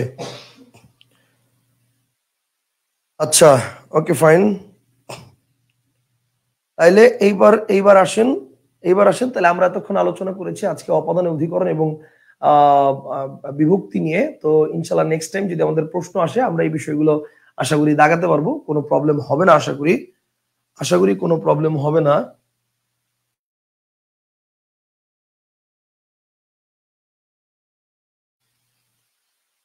ওকে, সো তাহলে তাহলে হচ্ছে আপনাদের কাজ হচ্ছে এখন এই আগামী 2-3 দিন, যেমন আজকে রাতে আমি রংপুর যাচ্ছি, তো শুক্র শনি রবি 3 দিন হচ্ছে আপনারা কি করবেন, কারক শুধু প্র্যাকটিস করেন, আর কারক ছাড়া অন্য কোনো যদি প্রবলেম থাকে তাহলে সেগুলো একটু প্র্যাকটিস করেন। আমরা রবিবার না, রবিবার রাতে ফ্লাইট পাই নাই, অলরেডি রাতের ফ্লাইট ক্যান্সেল হয়ে গেছে। সো সোমবার সকালে এসে পৌঁছাবো বাসে আসলে। তো সোমবার সকালে ইনশাল্লাহ আপনাদের সাথে মানে সোমবার ইনশাল্লাহ বা হচ্ছে সন্ধ্যায় ক্লাস নিব, সন্ধ্যায় সোমবার সন্ধ্যায়। তো ইনশাআল্লাহ সোমবার সন্ধ্যায় ক্লাস নিব, তখন হচ্ছে আপনাদের কারকের সলভ ক্লাস থাকবে এবং সেদিন আপনাদের পরীক্ষাও থাকবে। কথা বুঝতে পারছেন? তাহলে আজকের মতো এখানে ইতি। ভাষা গতিশীল, প্রাণবন্ত এবং পরিবর্তনশীল, এই বিষয়ে আমি আপনার সাথে একমত।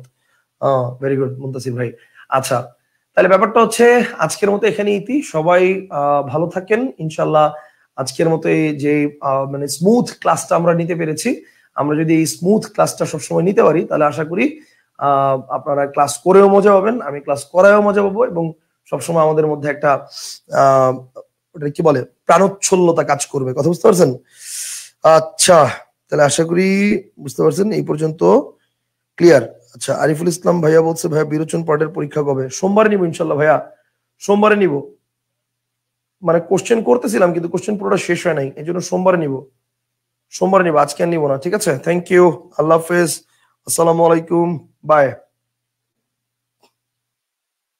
আল্লাহ হাফেজ।